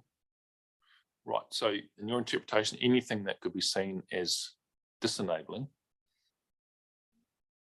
of achieving higher density must therefore not be consequential. Not anything. If it's a valid qualifying matter, it may be disenabling. Right. All right, no, thank you for that. No further questions. And no further questions from me either, but thank you very much for your evidence. Thank you, sir. Thank you. And you'll come back to us on those couple of legal matters. Yes, would you like me to do that in writing perhaps in the next few days, or would you rather hear from me on that at hearing 8? In writing in the next few days would be great. That's fine. Yeah, Do that. thank you. All right, so anything else you wish to add at this stage? No, Nope, that's it. Thank that's you. great. So now we're adjourned until 1:30 where we hear from the retirement sector.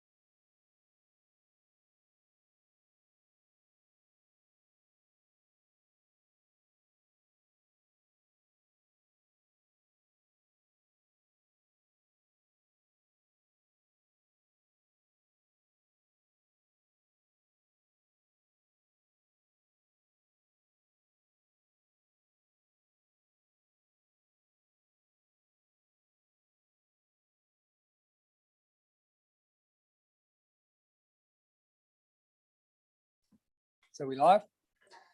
Just to any people who might be watching the hearing on YouTube, Ryman and the Retirement Villages Association are unable to attend the hearing this afternoon, and they will instead be appearing sometime around 2 p.m. tomorrow. So the hearing for today is adjourned until tomorrow morning at 10:30.